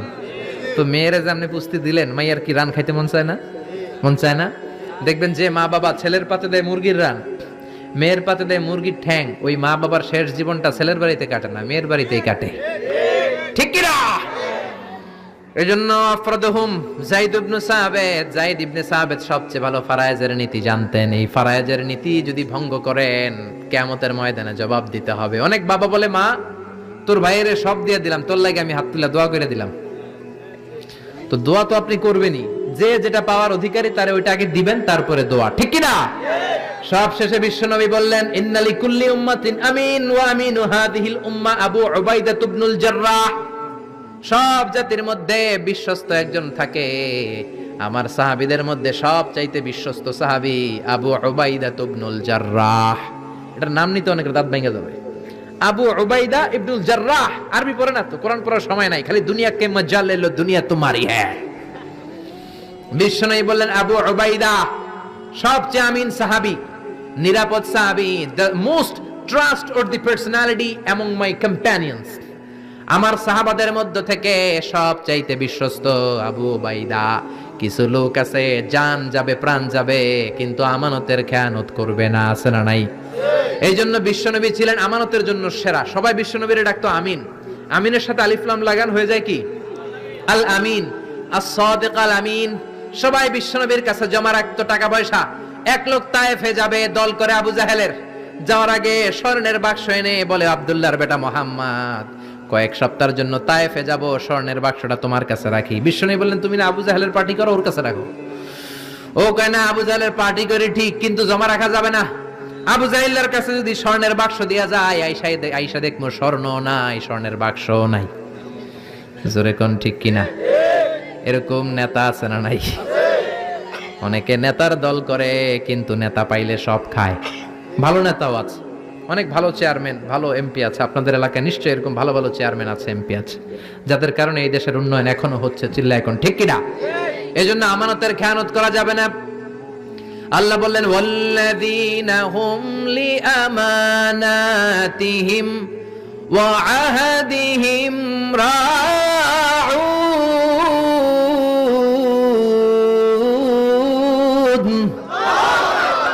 মুমিনের বৈশিষ্ট্য প্রমিস দিলে প্রমিস ভাঙে না, আমানতের খেয়ানত করে। এজন্য আমরা সবাই আমানতদার হব। রাজি আছেন? রাজি আছেন? বিশ্বনবী বললেন ইদা দুইয়াতিল আমানা ফান্তাজিরিস সাআ, যখন আমানতের খেয়ানত হবে তখনই কিয়ামত হবে। সাহাবারা বললেন আমানতের খেয়ানত কেমনে হয়? বিশ্বনবী বললেন ইদা উসিদাল আমরু ইলা গায়রি আহলিহি ফান্তাজিরিস সাআ, যেই লোক যেই চেয়ারে বসার যোগ্য নয় ওই লোক ওই চেয়ারে বসলে তখনই কিয়ামত হয়ে যাবে। এখন যেই লোক যেই চেয়ারে বসার যোগ্য না ওই লোক চেয়ারে বসে যায়, এরকম আছে না নাই? আপনাদের এই এলাকায় নাই, কিন্তু বাংলাদেশ ব্যাপী এটাই বেশি। প্রিন্সিপাল হওয়ার যোগ্যতা নাই, ঘুষ দিয়ে প্রিন্সিপাল হয়, আছে না নাই? বিসিএস ক্যাডার হয়, এক বাক্য ইংরেজি কইতে পারে না। আমাদের দেশের মন্ত্রীরা যখন বিদেশি ডেলিগেটদের সাথে কথা বলে তখন বোঝা যায় মাশাআল্লাহ কি সুন্দর ইংলিশ। লেখাপড়া করা লাগে নাই তো, এক ফোনে চাকরি হয়ে গেছে, ঠিক কিনা? ইমাম হওয়ার যোগ্যতা নাই, ইমাম হয়, আছে না নাই? শোলাকিয়ার ময়দান আছে না নাই? কোন জায়গায়? ইমাম সাহেব আছে না নাই? ক্যামেরা ম্যান আসছে 20 জন, মুসল্লি আসছে 8 জন, ঠিক কিনা? আহা, চেয়ারম্যান হওয়ার যোগ্যতা রাখে না, চেয়ারম্যান হয়। এমপি হওয়ার যোগ্যতা রাখে না, এমপি হয়। বক্তা হওয়ার যোগ্যতা রাখে না, প্রধান বক্তা বাতিলের আতঙ্ক, আছে না নাই? এগুলো সব কিয়ামতের আলামত। এজন্য আমার প্রাণের ভাইয়েরা, আল্লাহ বললেন মুহাম্মাদুর রাসূলুল্লাহি ওয়াল্লাযীনা মাআহু আশিদ্দাউ আলাল কুফফারি রুহামাউ বাইনাহুম। মুহাম্মদ হলো আল্লাহর রাসূল আর তার সাহাবারা নিজেরা পুষ্পকমল, কাফেরদের ব্যাপারে বজ্র কঠোর। সাহাবীদের মধ্যে আবু বকর সবচেয়ে কোমল হৃদয়ের, সাহাবীদের মধ্যে সবচেয়ে কঠোর ছিলেন সাইয়েদনা ওমর, সবচেয়ে বেশি লজ্জাশীল ছিল উসমান। আল্লাহ তুমি আমাদের লজ্জাশীলতা বাড়িয়ে দাও। কোরআন দিয়ে ফয়সালা করত সাইয়েদনা আলী, কোরআন দিয়ে এই বাংলাদেশে তুমি ফয়সালার সিস্টেম চালু করে দাও। সবচেয়ে ভালো কারি ছিলেন উবাই ইবনে কাব, আমাদের তেলাওয়াতকে তুমি সহিহ শুদ্ধ করে দাও। হালাল হারাম সবচেয়ে স্পেশালিস্ট ছিলেন মুআজ ইবনে জাবাল, তুমি আমাদেরকে হালাল হারাম বেছে চলার তৌফিক দাও। ফারায়েজের জ্ঞানে সবচেয়ে জ্ঞানী ছিল, পণ্ডিত ছিল যায়েদ ইবনে সাবিত, এই ফারায়েজ অনুযায়ী ছেলে মেয়েদেরকে বন্টনের তৌফিক দাও। সবচেয়ে বেশি আমানতদার সাহাবী ছিলেন আবু উবাইদা ইবনুল জাররাহ, আমরা যেন আমানতের খেয়ানত না করি তুমি তৌফিক দাও। আর জোরে পড়েন আমিন। আল্লাহ তাআলা আমাদের সবাইকে কথাগুলো বুঝার ও আমল করার তৌফিক দান করুক, আমরা পড়ি আমিন। এই যে শীতের সিজনে এত মাহফিল হয়, শুধু শুনলেন আর এসে স্লোগান দিলেন, লাভটা হইল কি? আমল করতে হবে জীবন পরিবর্তনের জন্য, আখিরাতটাকে সুন্দর করার জন্য, তাহলেই কামিয়াবি, ঠিক কি না? আল্লাহ আমাদের সবাইকে সহি সমঝ দান করুক। যা বলেছি কোরআন সুন্নাহর আলোকে বলেছি, বানিয়ে বলি নাই। তারপরেও আমার মনের অজান্তে কোনো মিস ইনফরমেশন যদি মুখ ফসকে বের হয়ে যায়, আল্লাহ যেন স্মৃতিপট থেকে মুছে দেয়। সত্য সুন্দর হকের পক্ষে যা বললাম তার সবগুলো যেন আল্লাহ আগে আমারে আমলের তৌফিক দান করে, আপনাদেরকে আমলের তৌফিক দান করে। আমরা পড়ি আমিন।